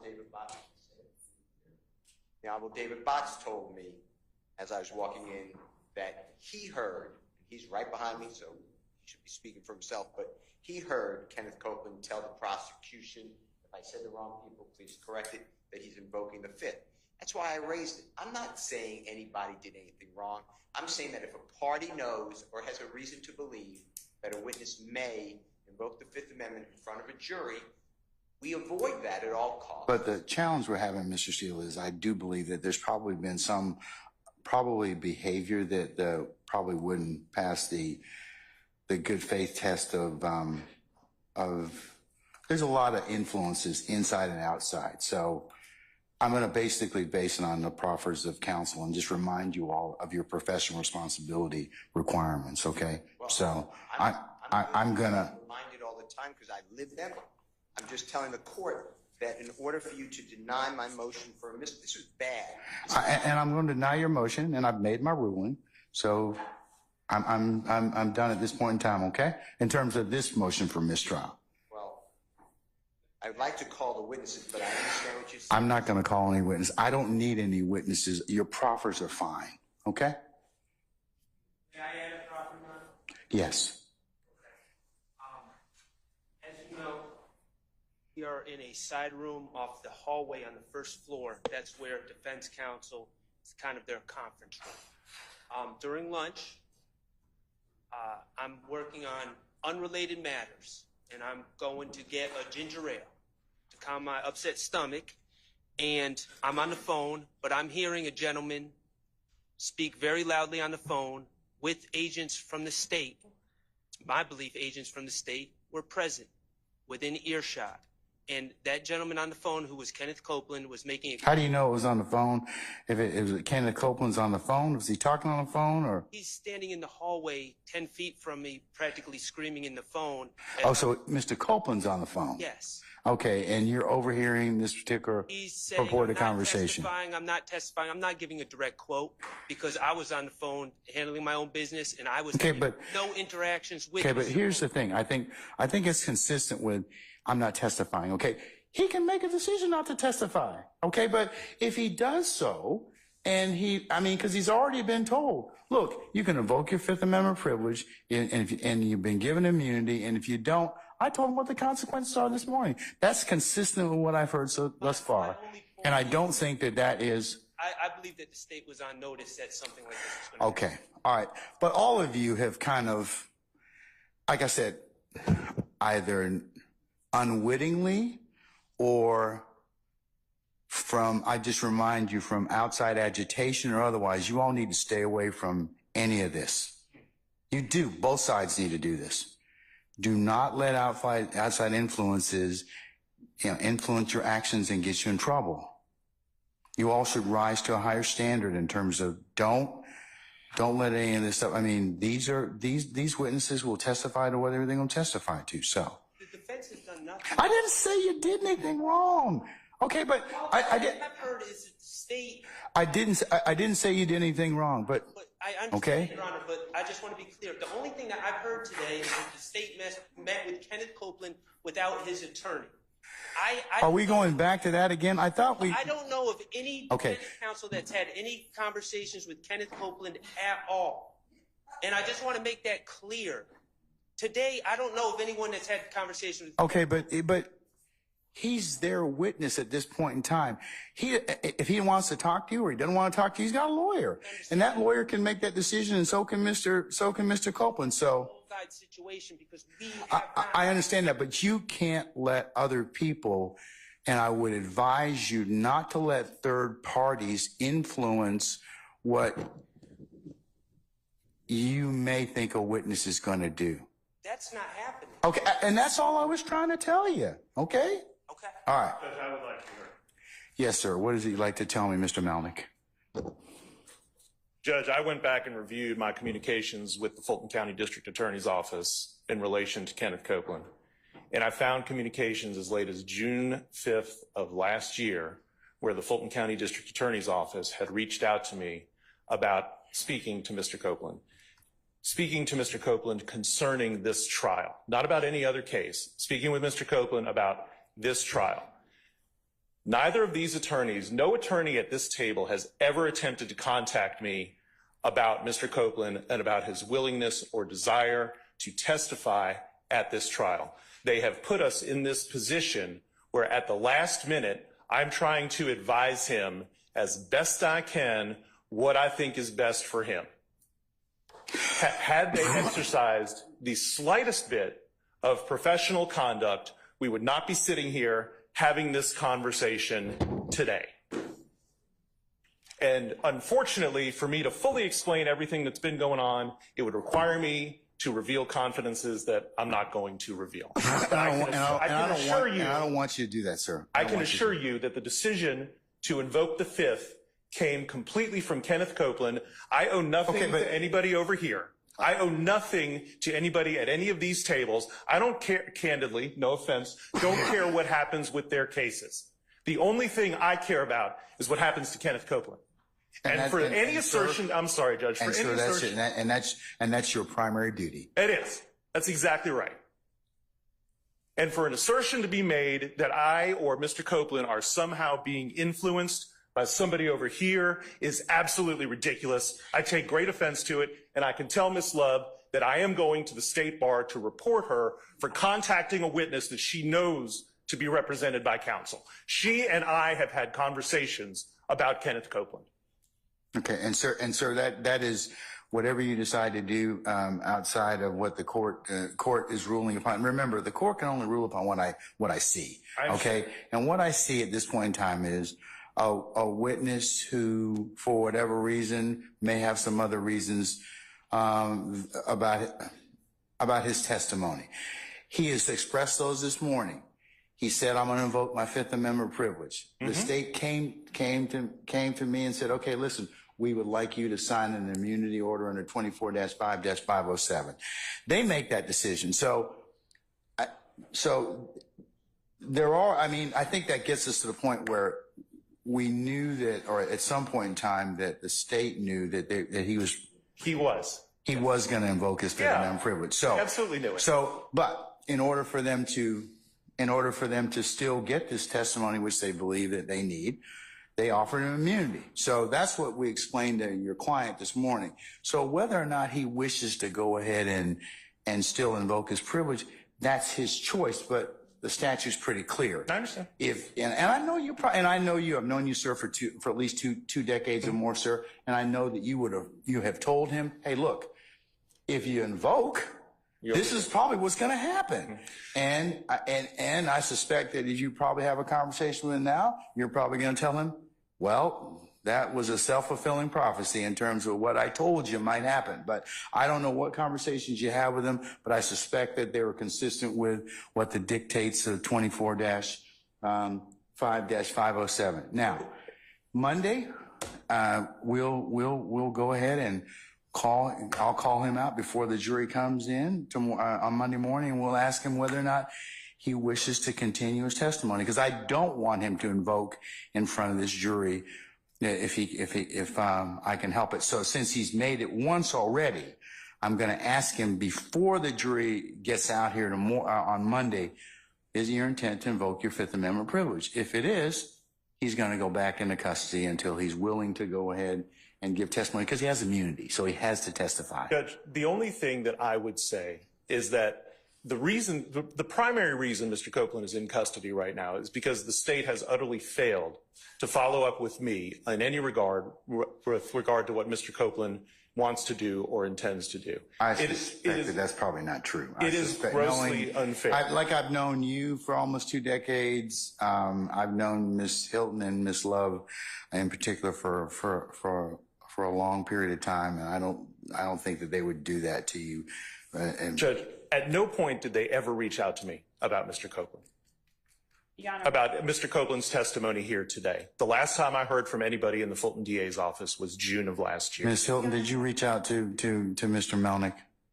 And if so, when? When I talked to Mr. Copeland, he told me Mr. Melnick was not his attorney. So that is, I talked to the witness because when did you talk to Mr. Copeland?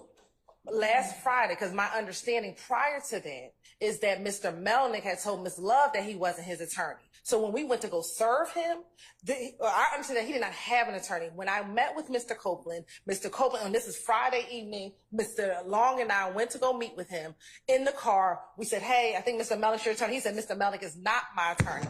He said, I haven't even talked to him. And then that is when we proceeded to begin our conversations. Anytime that Mr. Copeland did not want to speak with us, we did not speak with him. We called him on Monday to see if he could come down here. He said he didn't want to come, or he didn't respond. We left it alone. On Tuesdays when we picked him up for the first time, on Tuesday when he did not take the stand, we went upstairs. We had some conversation. We left. Mr. Long took him back home, and then yesterday he came back down here with us. Again, we showed him some of the evidence that we were going to show him. And that was the extent of it. And if at any time Mr. Copeland would have told us he wanted his attorney present, we would have called Mr. Melnick. But our understanding was, one, he was not his attorney. Mr. Melnick disavowed being his attorney. And Mr. Copeland told me he wasn't his attorney. So that is what I based all of my decisions after. It was not until 6 o'clock last night, or whenever this email was sent from Mr. Melnick with Mr. Shard and Mr. Steele copied on it, that I get this idea that you've been talking to my client, and then my client is going to plead the Fifth, which brought us here today. That has been what has happened since last Friday, Your Honor. All right. So we have a witness that may not have been totally candid, or may not have thought that he potentially needed you. And as things developed, Mr. Melnick, he decided, well, yeah, he does need you. But whether or not. And Your Honor, it's my understanding that Mr. Melnick called Mr. Copeland last night. So it wasn't that Mr. Copeland called Mr. Melnick. Mr. Melnick so happens to call him the night before he's supposed to testify. So I don't know what has happened or what has transpired, but that is the extent of what occurred. So I'm not going to get into my conversations with my client. No, and I don't expect you to. But I do want to remind you, Mr. Melnick, as well as I reminded both sets of counsel, that you owe a higher duty of tribunal to me and the court than you do anybody else. So please don't, you as a professional advocate, don't put yourself in a position where you come cross purposes with the rules. Okay? Of course. And that sometimes has to be explained to witnesses and clients. Okay? All right. So that's where we are at this point in time. Is that Monday morning I will bring Mr. Copeland back out. It is, I don't relish the fact of holding him in contempt, but that's all I have at this point in time because he's been given immunity. So we'll take him up because that's our first session of court. We won't be having anything else until then. And Your Honor, I would like to ask that the court convey to Mr. Melnick, to convey to Mr. Copeland that he is subject to being committed and held in the Fulton County Jail until the end of this trial. Because I'm certain Mr. Melnick, if Mr. Melnick wants to convey to us some of the concerns that he has, Mr. Melnick I'm certain is quite familiar with the statute under which the court has compelled Mr. Copeland to provide testimony. So there is nothing that we could do to Mr. Copeland regarding any testimony we elicit from him on the stand pursuant to the court's order under the statute that the court has cited, 245507. And that statute gives the court the ability and probably, depending on how the court feels about it, the absolute duty, given the necessity of Mr. Copeland's testimony, to hold Mr. Copeland in the Fulton County Jail until he decides to purge himself of the contempt of court by providing testimony. If Mr. Melnick would like to speak with Ms. Hilton or any other member of the state regarding his concerns about that order, which tracks the statute almost verbatim, then I would invite him to do so. Otherwise, as I've stated, I don't see it being in Mr. Copeland's best interest to be confined to the Fulton County Jail until the end of this trial. But I will leave those matters to Mr. Melnick, who at this time is asserting that he is representing Mr. Copeland. But again, that was not the understanding that Mr. Copeland had previously given to us. All right. Okay, so Mr. Melnick, if you do in fact talk with Mr. Copeland, like I said, I'll bring him back on Monday and we'll see where we are at that point in time. Okay. And he has the ability to purge himself by just providing testimony consistent with what he knows or what his knowledge of is in this case. Okay? Judge, I have some personal matters that I need to convey to Chambers, but I'll do that off the record. Okay, I'm going to recess in just a little bit, and but can you be back for Monday morning? That's just it. I can't. Is this something I can take up off the record? Well, I kind of have to call him on Monday. I do. I mean, there's no choice. I have no choice because that is the next session of court. Judge, I have non-refundable tickets out of town on Monday. I can't be here. I cannot be here. And there's nothing I've had this on file with Fulton County since December 15th of last year. And again, had the state contacted me before today, I would have made them aware of this. Well, there's one of those times as a lawyer that you're going to probably have to kind of figure out a solution, sir. I mean, I don't want to put you in this particular position. I can't be here, Judge. I absolutely cannot be here. Well, you have a choice. You can be here if you want, but you'll have to figure out some other things to do with your tickets. I mean, here's the thing. If you're asserting, if the state was relying upon the fact that you were not his counsel, and now you are, you have put us in a situation where now you put yourself in between a rock and a hard place. I mean, so he's coming back on Monday. I'll have somebody else make my announcement for me. Then that can be done, and sir, I would advise you to do that. But remember, Mr. Copeland, has to have some concurrence. So maybe before he leaves and goes actually to the Fulton County Jail, you may need to have a conversation with him about that, so we're clear, and I'm clear as to whether or not you're coming back on Monday or somebody else is. I'll have somebody here on Monday. And I need to know who that lawyer is. Do you want to have a conversation with him before? I'm going to talk to him right now. All right, okay. I'm going to allow you to do that, and then I'll remain and be available for a further discussion. So let me go ahead and Sergeant Ham, can you and your colleagues or Lieutenant Walker arrange for Mr. Melnick to talk with Mr. Copeland, please? All right, and I'm going to go ahead and at this point in time summon our jurors, please. All right.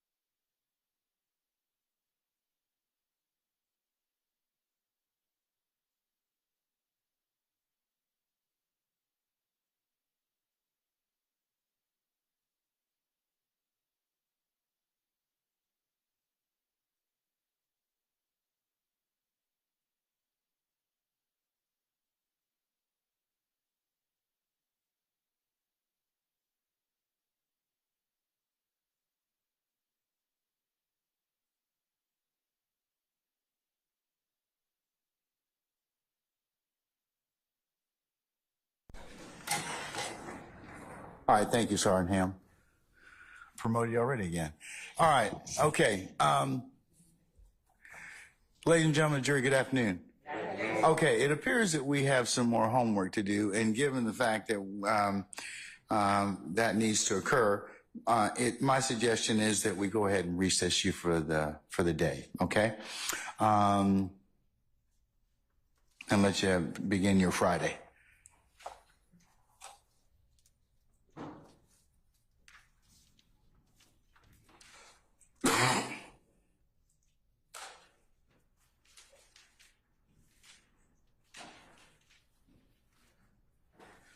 Ladies and gentlemen, Monday being a regular work day, what I'm going to have you do is report for 8:30 for a 9 o'clock anticipated start time. And we'll see where the day leads us on Monday, okay? All right. Any ministerial inquiry with me, ladies and gentlemen? Anyone? Okay. All right.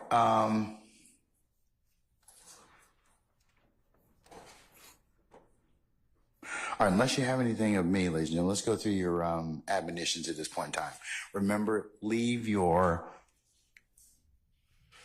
notepads in your headquarters, your jury deliberation room. Please don't take them with you.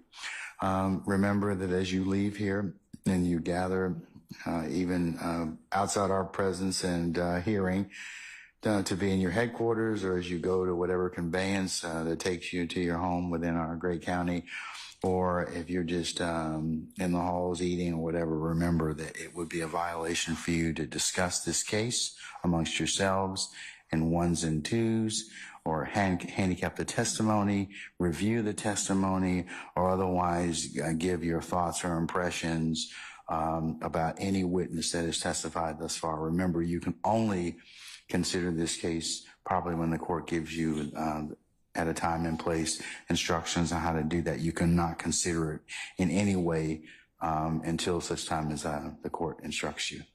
Remember, it would also be a violation for you to add to your understanding, as I call it, meaning phone a friend, get a resource book, go to a website, or any other source that to aid you in anything that you've heard thus far in this courtroom. Remember, you can only consider what's been lawfully presented within the four walls of this courtroom. You cannot consider any outside sources, people, or otherwise reference materials to aid or augment your understanding.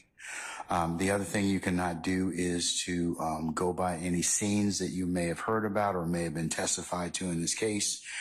You've been shown a bunch of maps and other audiovisual aids at this point in time. You are not to go by and visit any of those scenes. You're not to go by and take any pictures, do any sketches or anything like that, or share any other information you may know about those particular sites that you may have knowledge of. Remember, you can only consider what's been lawfully presented within this courtroom, okay? All right. Also, ladies and gentlemen, if any third party or would attempt to talk with you, reach out to you, email you, text you, or otherwise call you in any way to potentially reach out and communicate with you about this case, remember you to let myself and Sergeant Ingram know immediately. And then, ladies and gentlemen, and lastly is how we end most of our admonition sessions. You know, we are really appreciative of the patience and attention that you've given to this particular matter, and we'll continue to give to it. And we state that to you, and we ask that you every day we tell you this, but that is on behalf of all the parties here, ladies and gentlemen, we really appreciate your patience and attention that you have given and will continue to give to this to the consideration of this matter. All right, ladies and gentlemen, unless you have any other inquiry of me, we will talk with you on Monday at 8:30 and for an anticipated 9 o'clock start time, and then we'll see where the week leads us at that point in time, okay? All right, unless you have anything else, all rise.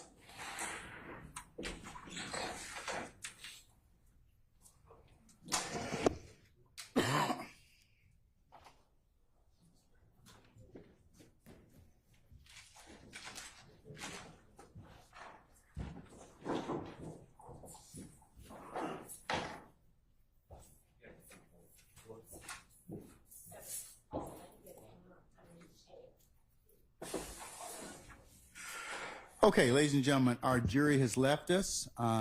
Please be seated.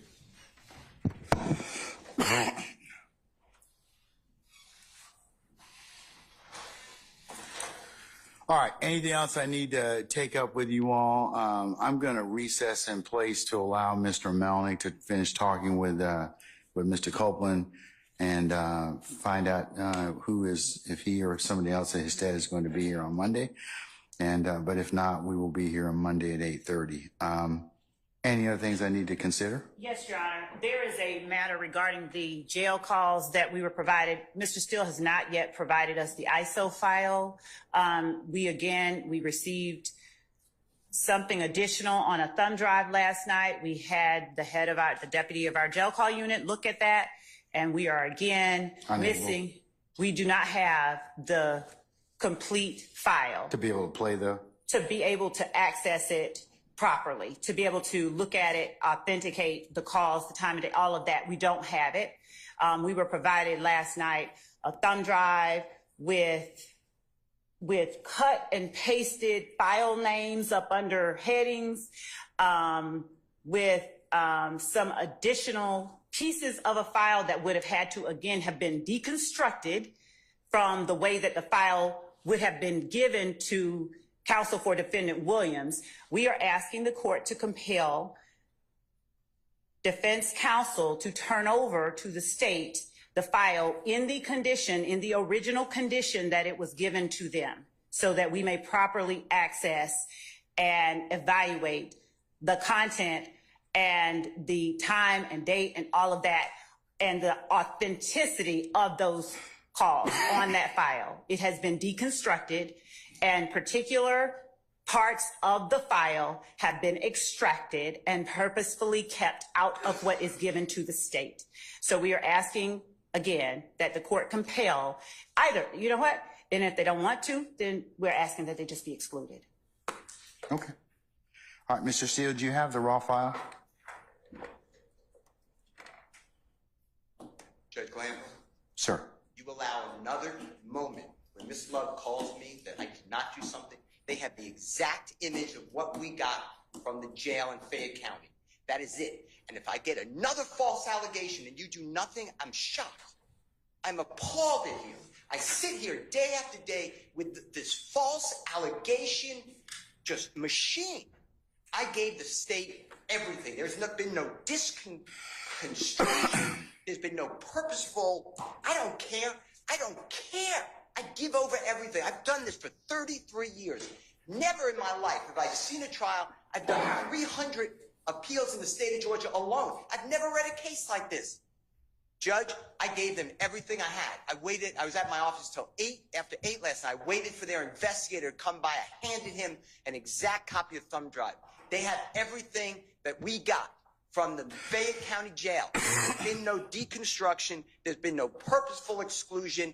This is not the first time. Okay. And I apologize that I'm getting tempered, but I've never been treated like this. You talk about professionalism every week. Professionalism is lacking with one lawyer here. It has never been. I don't even like coming to court. I used to love this. I would die for what we do. I used to say, I'm dying. I would die. I couldn't choose a better profession. If I had litigated with Miss Love, I would. Your Honor, could we strike the No, hominem attack? no, I'm speaking. Really, could we strike that? Okay, hey, everybody, Sit calm down. down. Everybody, This is me both of false. you sit. Both of you, please be seated. Judge, I'm not Both done. of you, please be seated. You have to do something. You have threatened me with contempt.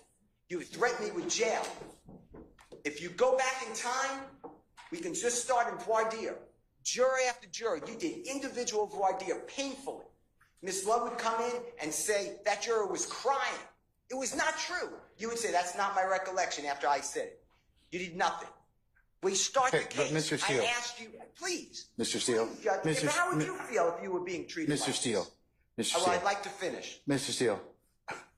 I gave them everything on that drive, and it's continual abuse of a prosecutor, of another member of the bar. I don't talk with Miss Love.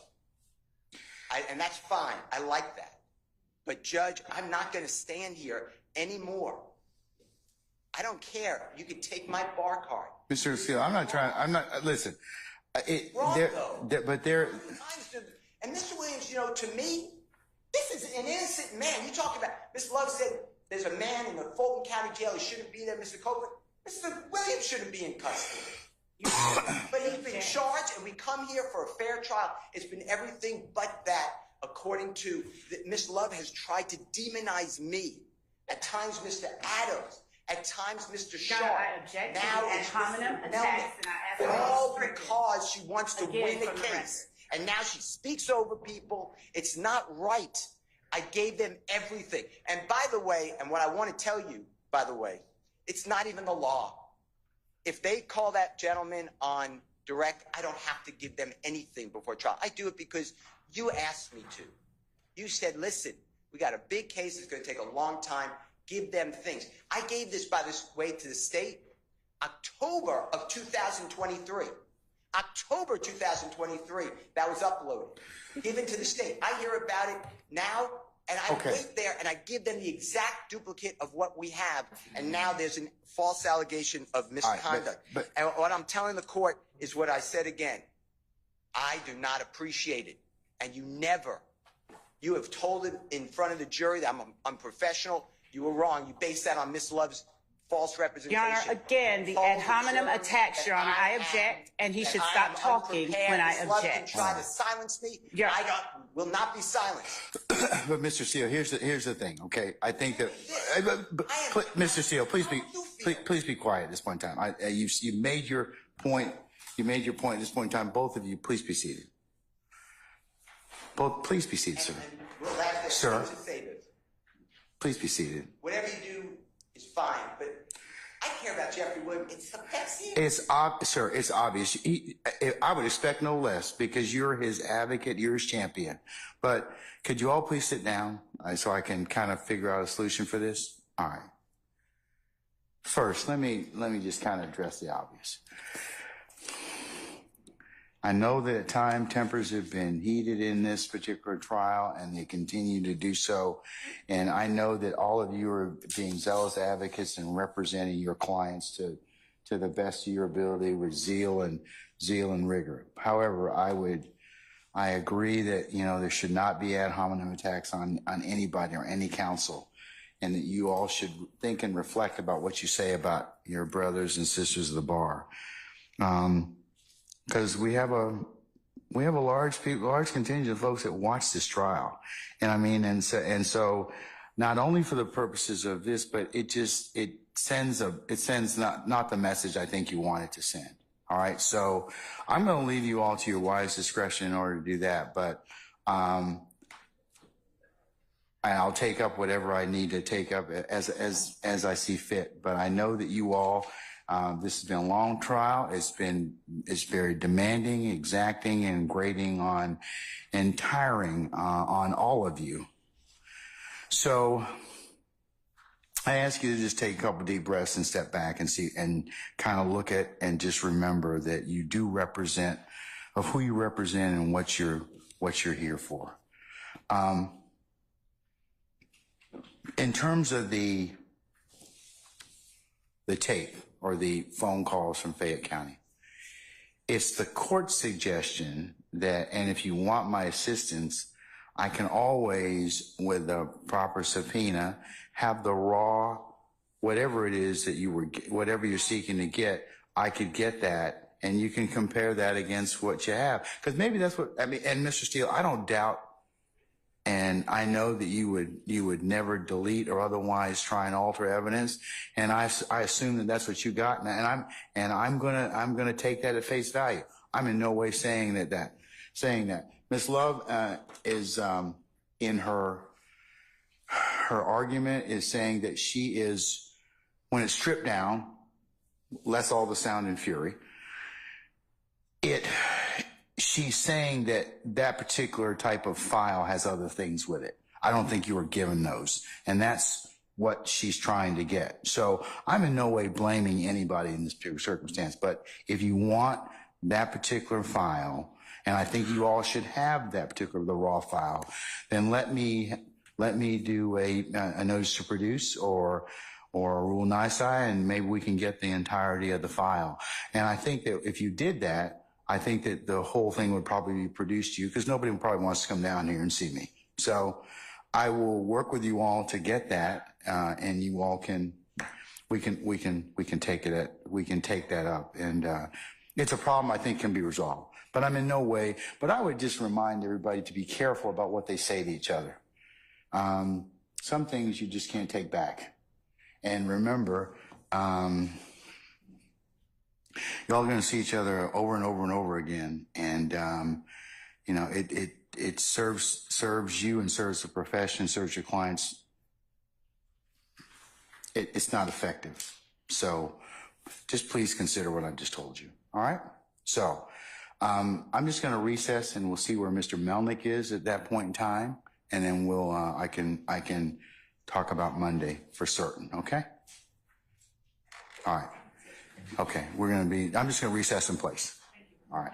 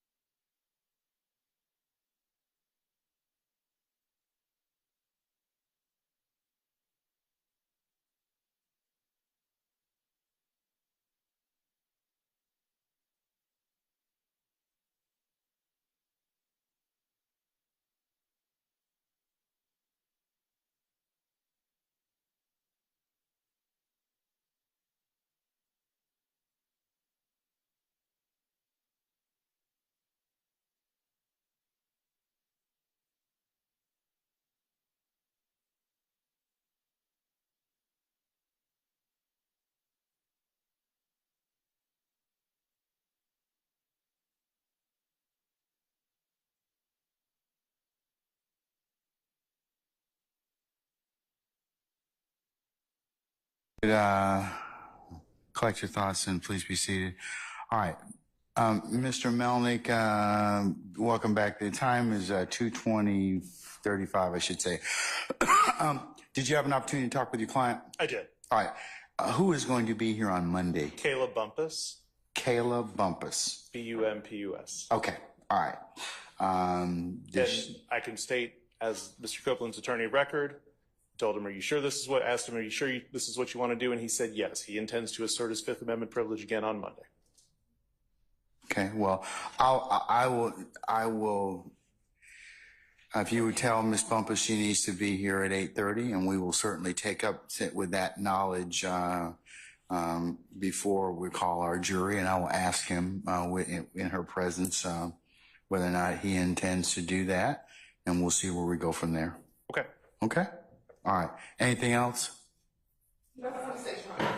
Okay. All right. Sir, enjoy your time off, okay? All right.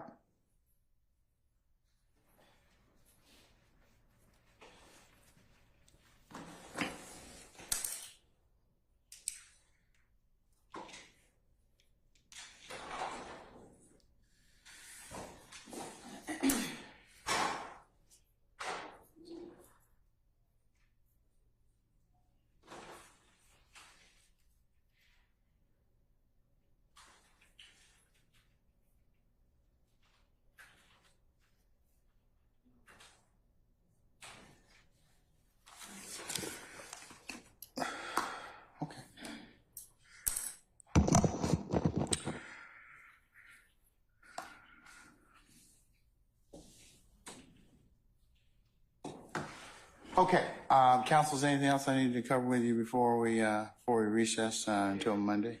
Got it. Yes, Mr. Botts. Mr. Botts, you need to use the microphone, sir. All right. Is it working now? Can you hear me fine? Yes, sir. All right. Your Honor, we started this whole fiasco out with whether the state knew that Mr. Copeland was going to take the Fifth Amendment when he took the stand. And if so, was that proper or improper to put him up on the stand knowing that they were going to... You have to speak up, sir. And if you could hold the microphone, it'd probably be better. That he was going to assert the Fifth. And I know that they did know that he was going to take the Fifth because I heard it said outside right before I walked into court. I even said... the officer. Then why didn't you, as an officer of the court, tell me before we took his testimony? I told Mr. Steele. No. Why didn't you, as an officer of this court, tell me? Well, then that's my. I got a problem with you now. Well, that's fine. I mean. I got a problem with you now. Well. I would suggest you don't say any more. I've already said it. I know that, sir. And the problem is you should have told me if that were your case, then you've just made an argument we didn't even need to have because I could have certainly asked him based upon your proffer. Now you want to have it both ways. You can't do that. Your Honor, I thought the state knew that. And that's not what the point is. The point is you as an advocate is you should have told me.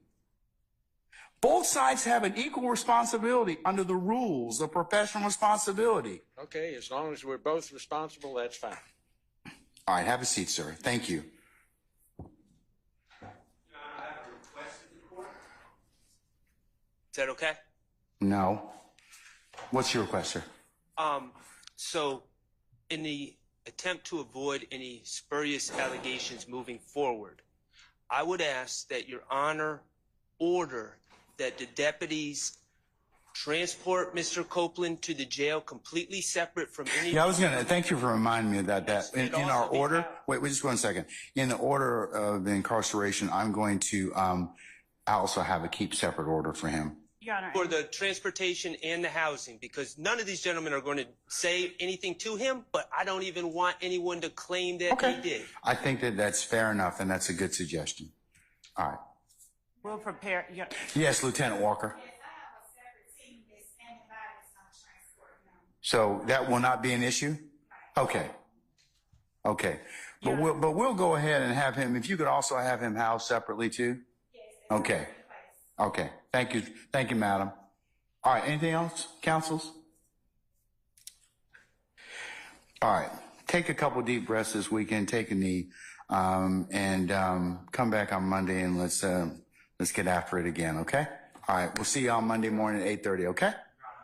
Can you get us the list of names and then any exhibits for Monday? I think the only, I don't know who is being called. We can find out.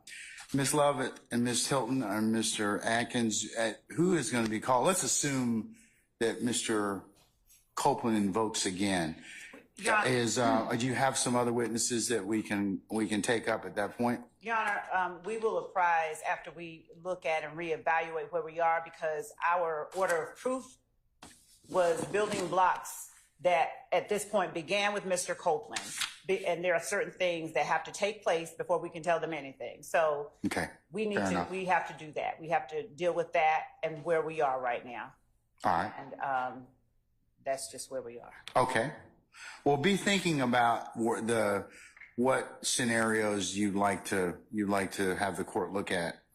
Yes, Your Honor. Depending upon whether or not Mr. Copeland decides he'd like to invoke his privilege again. Okay. Yes, Your Honor. All right. And Your Honor, go ahead. Madam. Mr. Sharp, you can have the floor. Yes. I'm just going to ask a courtesy of the deputies, could we just keep our clients here for just 5 minutes after court ends, 15 minutes after court ends? The attorneys would like to have a discussion with our clients. Lieutenant Walker.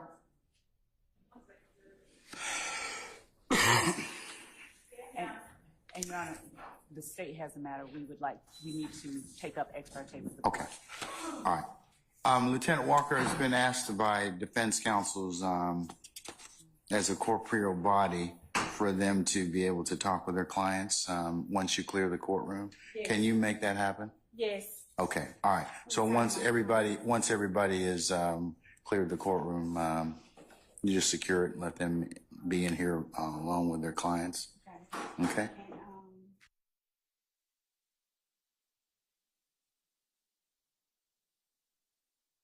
Oh yeah, once we go down. Okay, yeah. I'll make that happen. Okay, all right. Okay. One last thing, Your Honor. I just thought of this. Your Honor probably already thought of this. The no contact order with Mr. Copeland should probably also include not just these gentlemen, but other gentlemen that are on this indictment that are not sitting for trial. I think that would probably be. Okay. Okay. All right. All right. Okay, we'll see you Monday, okay? 8:30. We're in recess.